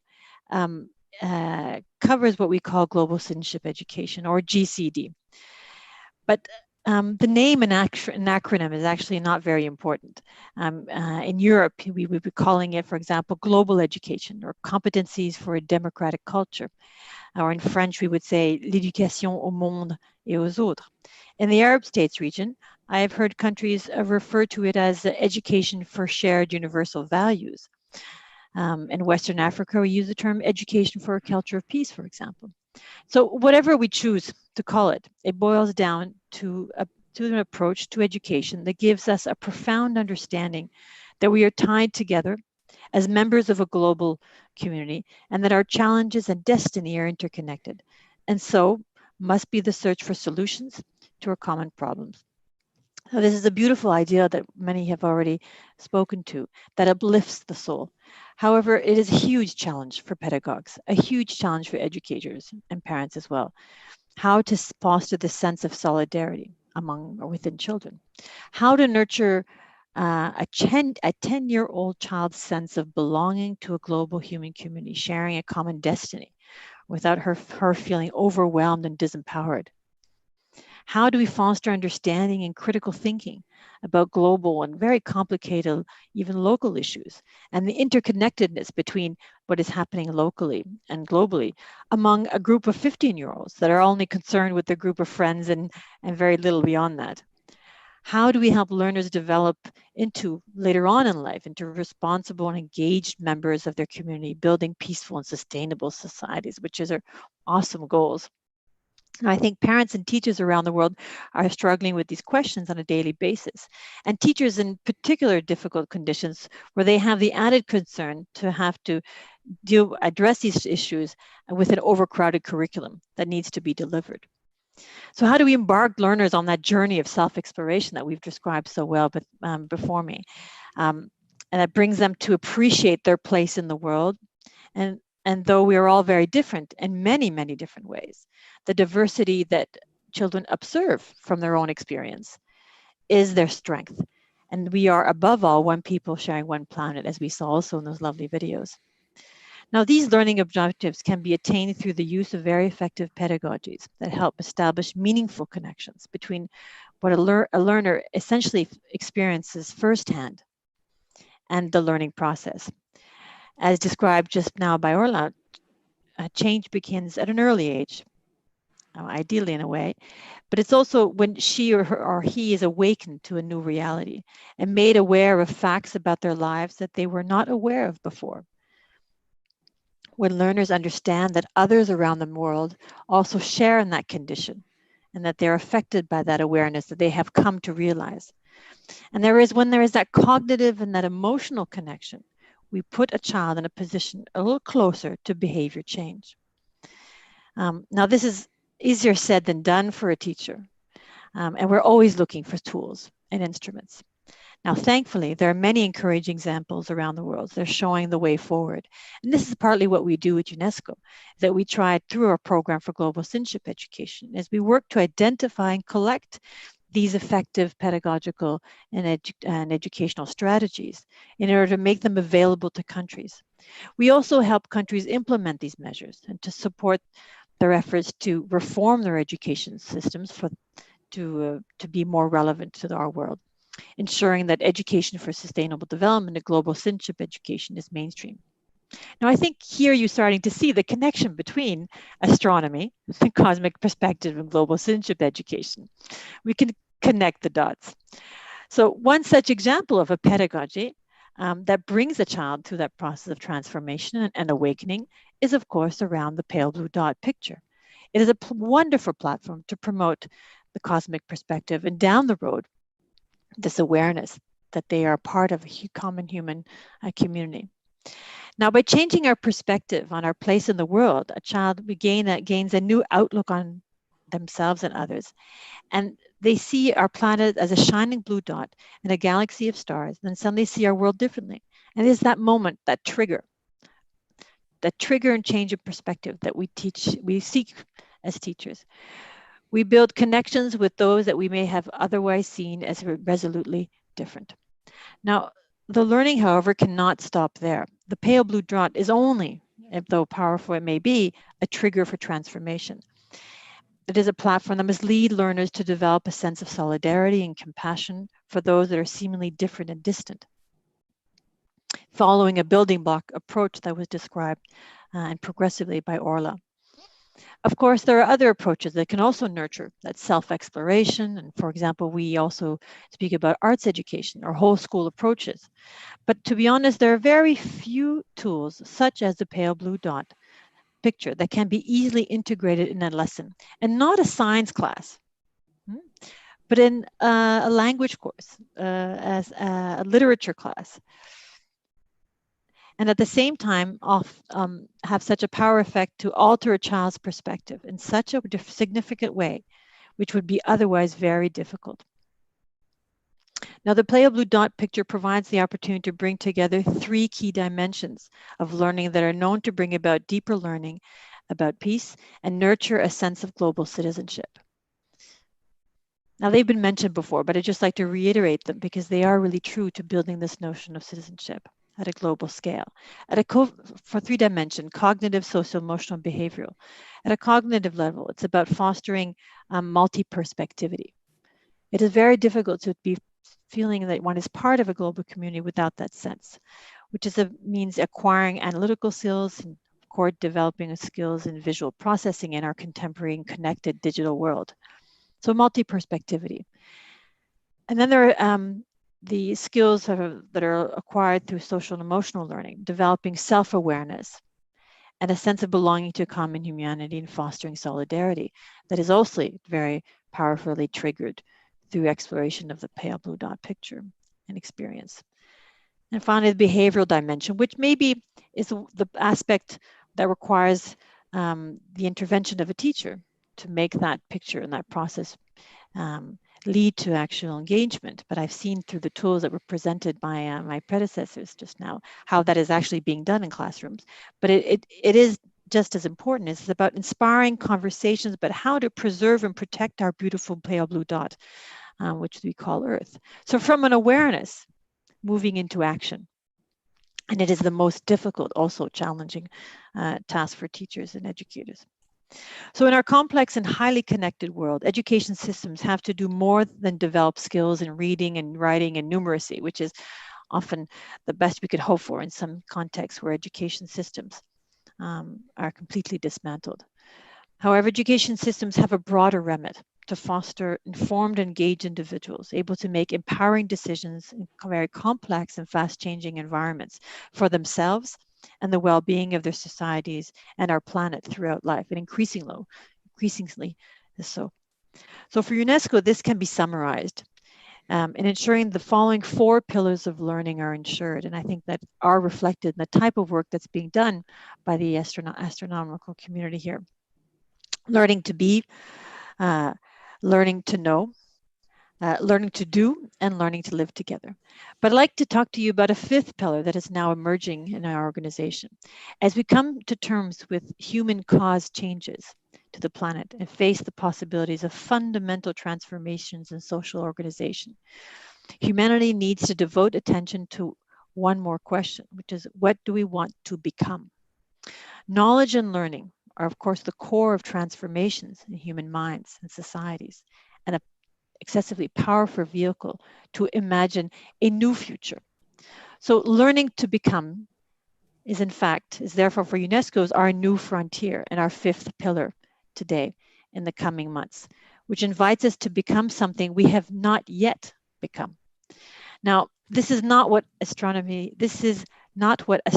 is all about when I think about it. I mean, for me, this is really what I would expect from astronomers, is imagining new frontiers of humanity.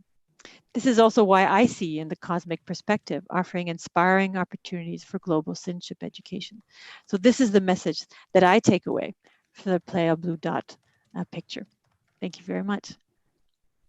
Thank you, Lydia. I think you've also provided a lot of food for subsequent discussions beyond the actual dialogue. I think in the next few months we'll have to do that. But thanks a lot again. I think we now have another children's video to play. The blue dot in the sky has been fascinating all of us, no matter what our age group is.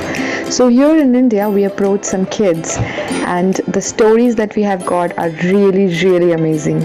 Let's have a look. Sister, how I wonder what you are. Up above the whole high, your diamond is the sun. Ever wondered why can you see Venus from the sky? जानते हैं कि universe का as 13.7 billion years है, लेकिन 2017 को भी सब लोग बोलते थे कि यूनिवर्स का एज 13.7 बिलियन ईयर्स है। 2018 को भी सब बोलने लगे कि यूनिवर्स का एज 13.7 बिलियन ईयर्स है। 2019 को भी 2020 को भी सेम है। अरे 2-3 साल तो ऐड करो। अगर तुमने इस खाने को नहीं दिया, मतलब खाने को नहीं दिया, मैं स्पेस में चला जाऊंगा और ब्लैक होल, और मैं तुम्हें ब्लैक होल में भेज दूंगा। ब्लैक होल एक ऐसी चीज होती है जिससे वो स्पेस में खुलती है और अंदर की सारी चीजों को अपने अंदर कैद कर लेती है। जैसे ये स्केच पेन और ये गेवी प्लेट, ऐसे रखा मैंने इसको और घुमाया, ये नीचे से देखो ब्लैक होल जैसी लग रही है। I think I will go to Mars if COVID continues, as we are studying all the time on Earth. Ever wonder why we are able to see the aurora from Antarctica? Hola, mi nombre es Eliel Álvarez Quintana y yo soy de Panamá. ¡Wow! Muchas estrellas, constelaciones. Me siento como si estuviera en el espacio de verdad. Vengo de recorrer el espacio exterior y es increíble. ¿Qué te sorprende cuando ves que nuestro planeta está en el espacio y es tan pequeño? Es increíble cómo el planeta sea tan chiquito y el espacio sea tan grande. Eso es lo que me sorprende. ¿Qué piensas entonces de las personas que viven en el planeta Tierra? Bueno, yo pienso que esas personas tienen que mejorar con su ritmo de vida. Están tirando basura por ahí, están infectando el planeta, cazan a los animales. Algunos cazan sin tener permiso. Tienen que mejorar. Por eso que hay animales que están en peligro de extinción. Bueno, yo pienso que es un planeta tan bonito y nosotros a veces me entristece porque la gente no lo cuida, sino que está ayudando a infectarlo cada vez más. Muy pronto este punto en el espacio exterior puede desaparecer y eso es lo que me preocupa.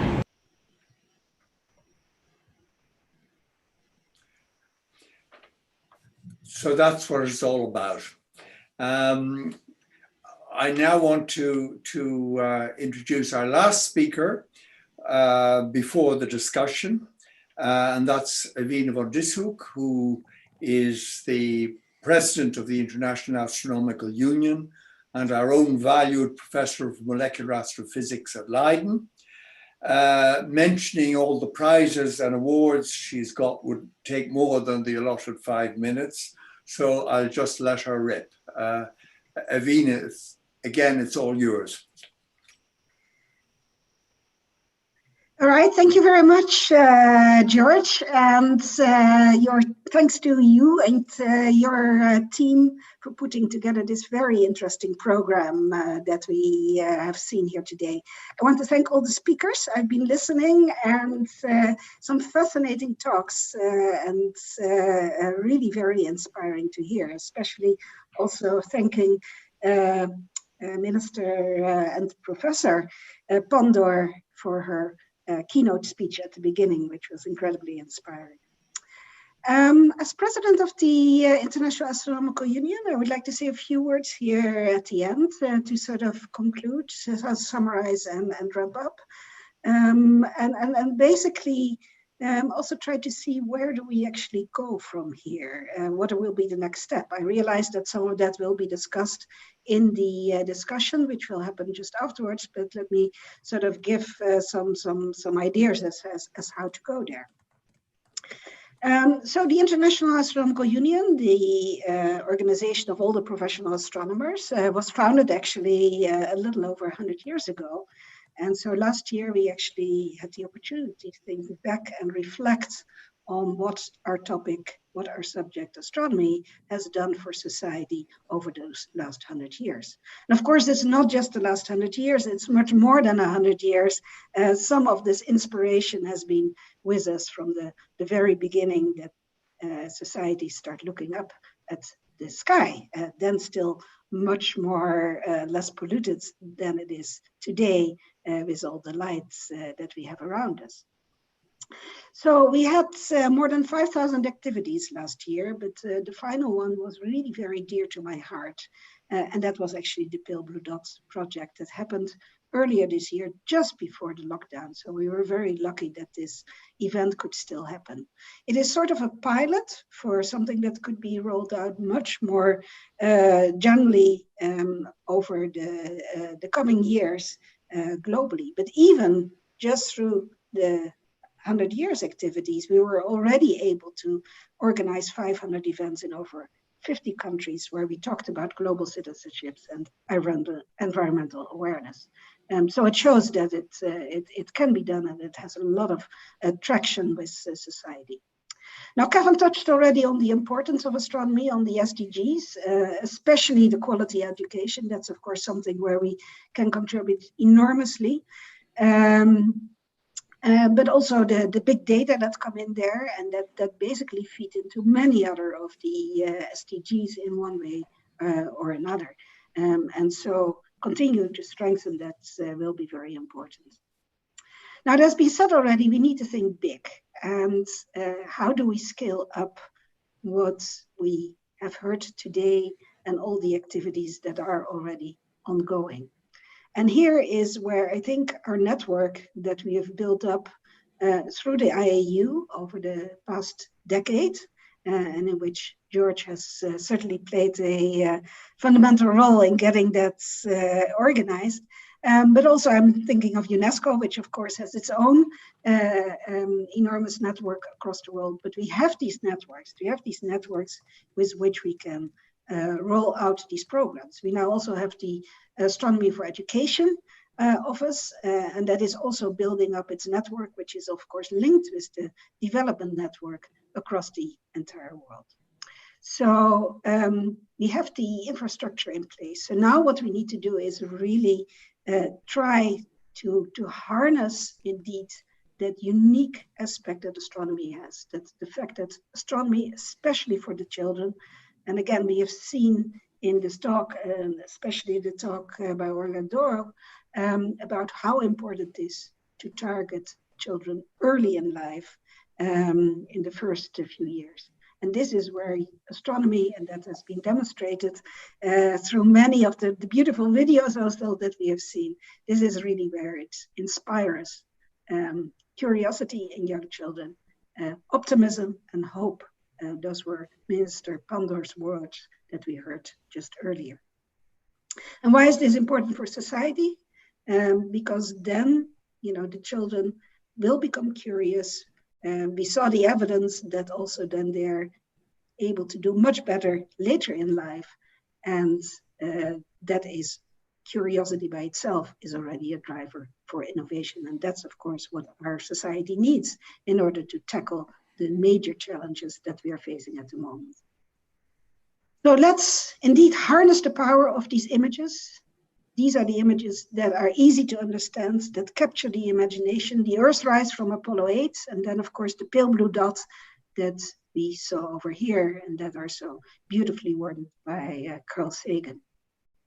We can use science and astronomy to provide this information, to provide this perspective, this global sense of global citizenship that is so difficult to explain otherwise, not just to children, but also to adults. Also, I think, to me at least, it also always inspires a sense of modesty by realizing that we are this tiny little speck there in the middle of nowhere. And it certainly also inspires tolerance towards others. So I think what we have here is sort of a blueprint, a pale blue dot for rolling this out much more globally.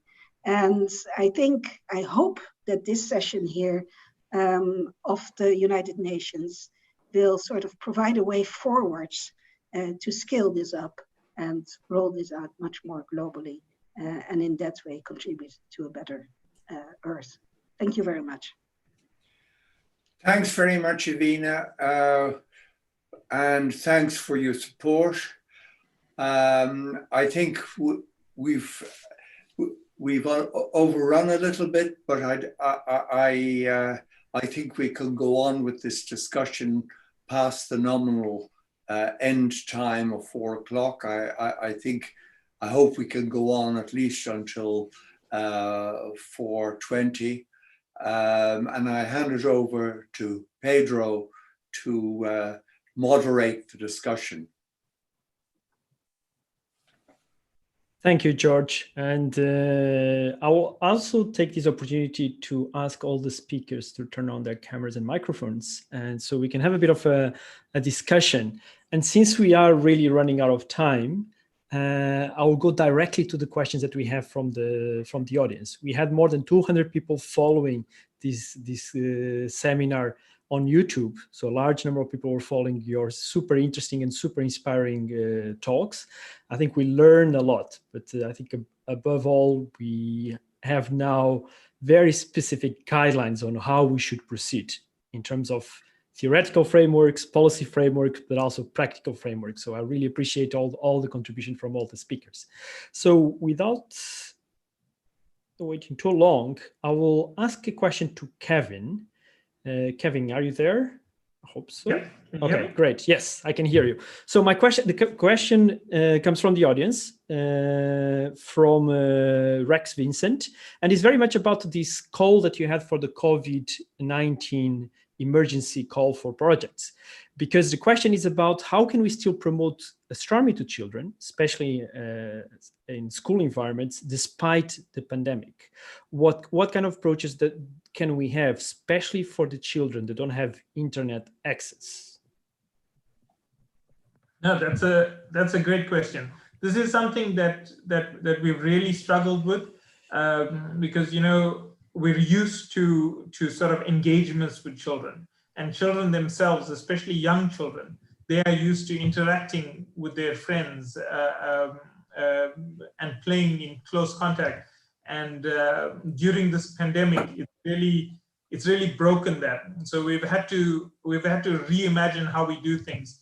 And there's been several activities and projects to try to overcome this, ranging from sort of having physical boxes being made. One of our projects in Hong Kong was building physical boxes that can be sent out to children's homes.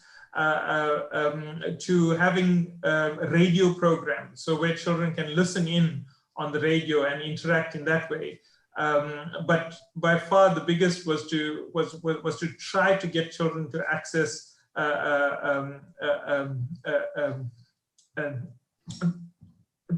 their teachers, their classrooms via video.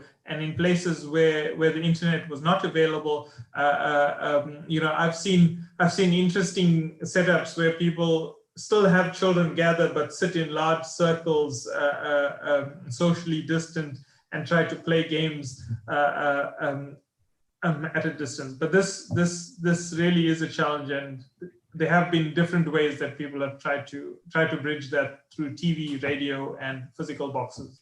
Thank you, Kevin. And maybe I'll connect with that, because you talk a bit about these physical materials, and of course Cecilia presented the initial ideas, but some of the prototype images for this pale blue dot climate box that Cecilia mentioned. Cecilia, there was one question. There was a lot of interest in the box. A lot of people say, "Hey, I'm a teacher. I want to get this box. How can I get it?" The big question that we had was when can we expect the box to be available? So people can start using it? Well, I think that next year we could have 4 modules with a minimum set of experiment and materials, but the idea is to engage the teachers to develop themselves and complement the seed models and the materials that we are offering. So you know this from the universe in a box, it grew and grew. And my experience says that people say, how much does it cost? Can you send it to me? And this is not our spirit. We really want to develop the box, but to the half. So let's see that we invite teachers and we build a network, perhaps through the Office of Astronomy Education, and then that we work then together. Definitively next year we will need some pilot projects, and if people are interested, we will send them the box and they can test them and then can join our network. So this is what I can say. Thank you, Cecilia. Orla, there was one question on the discussion, and we had a lot of participants from all around the world. I see also Malaysia, Indonesia, and we also have a participant here in Indonesia. Now, of course, one of the questions that one of the discussion points was about the studies that you presented. It seems that most of the data comes from Europe or United States, very Western centric. Do you have any similar studies in other settings, or do you think that these results that we get from the West could be applied in different contexts? I think you are muted. Well. Oh, no worries. If I'll give. It's not. Hey, can you hear me now? We can. Okay, good. Sorry. Perfect. No worries. I have a new fancy microphone that obviously just only stays on for so long. You know, it cost me £200. Okay.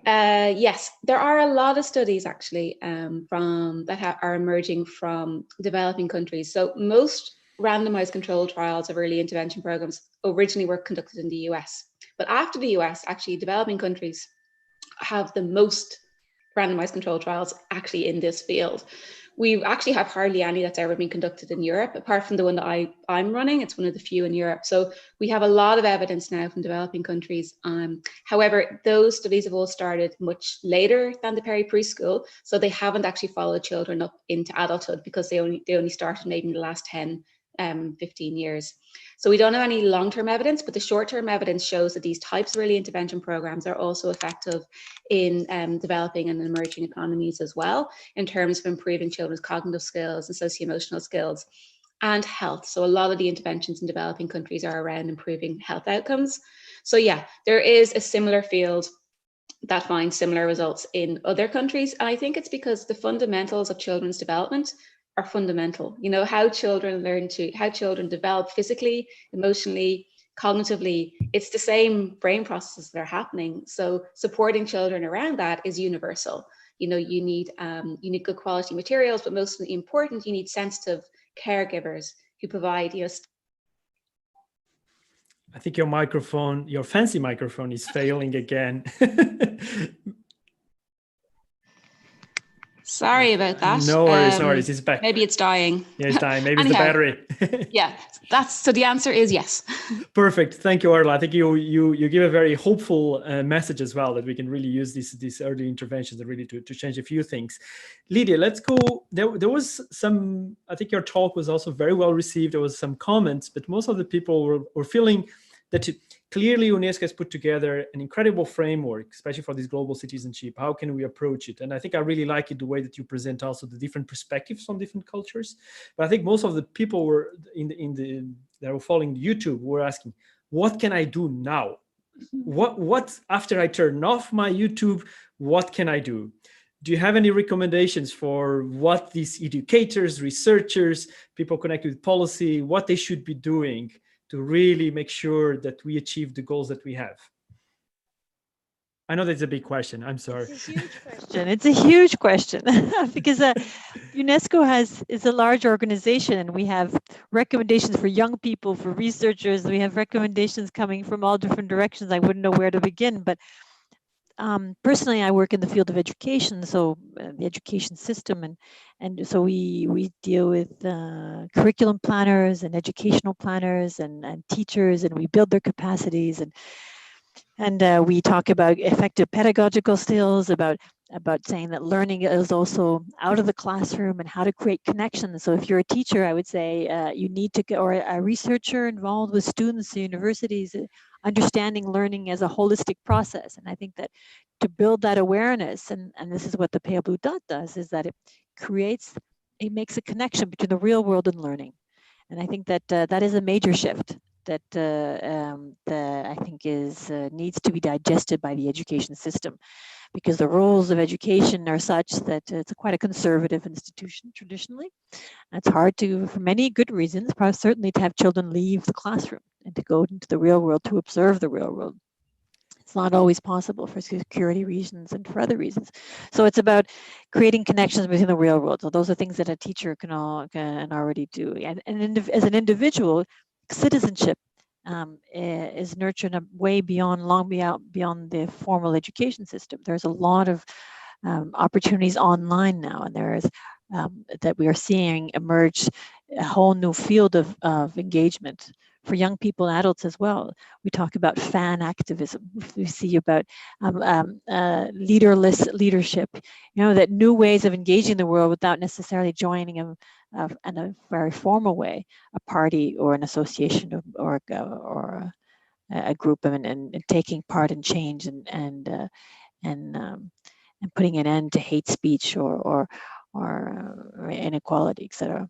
I wouldn't know where to begin. I'd have to. There was one comment about the UNESCO Associated Schools Network. Do you think that could be also a contact point for the countries, for these individuals? Of course. Yeah. In that sense, yes, absolutely. UNESCO has a network of associated schools around the world, and there's a national coordinator in every country.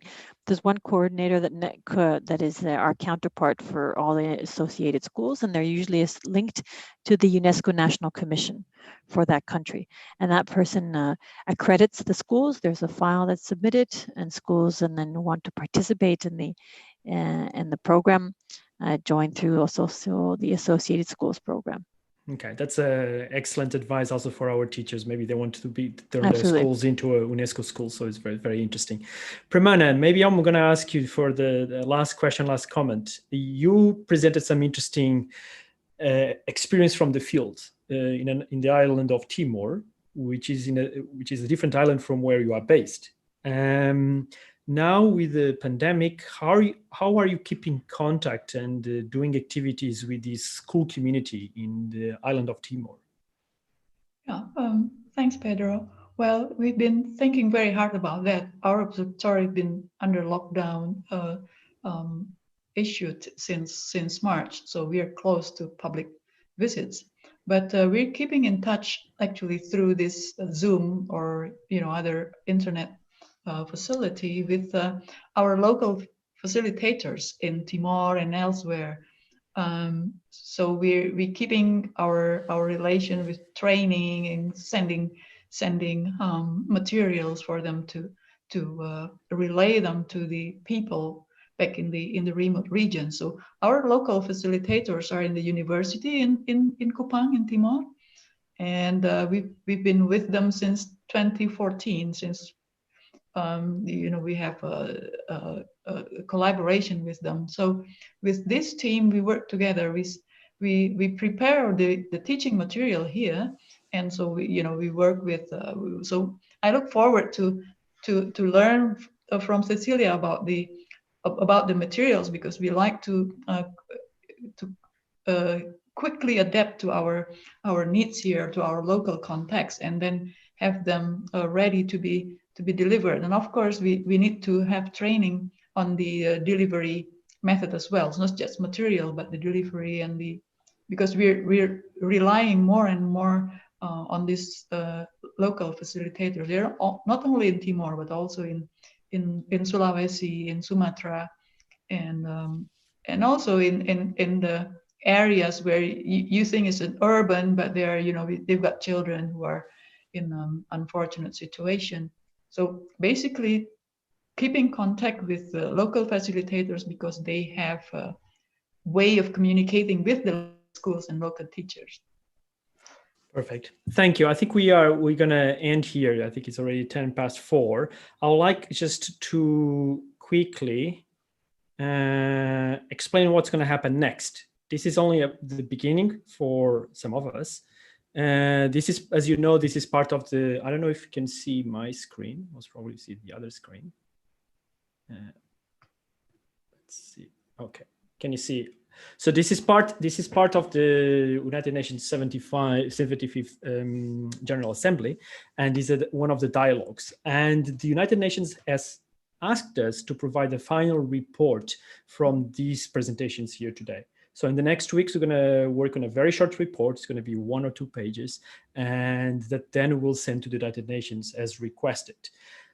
We're going to make sure that everyone that presented today is going to receive the draft, so can contribute, but also all the participants on the YouTube channel. Most of you register through the Eventbrite platform, but if you haven't registered, if we don't have your emails, please contact Michelle so we can have your email, and so we can send you these draft versions. So at the end, we can have a document that will really represent some of our ideas and our thoughts.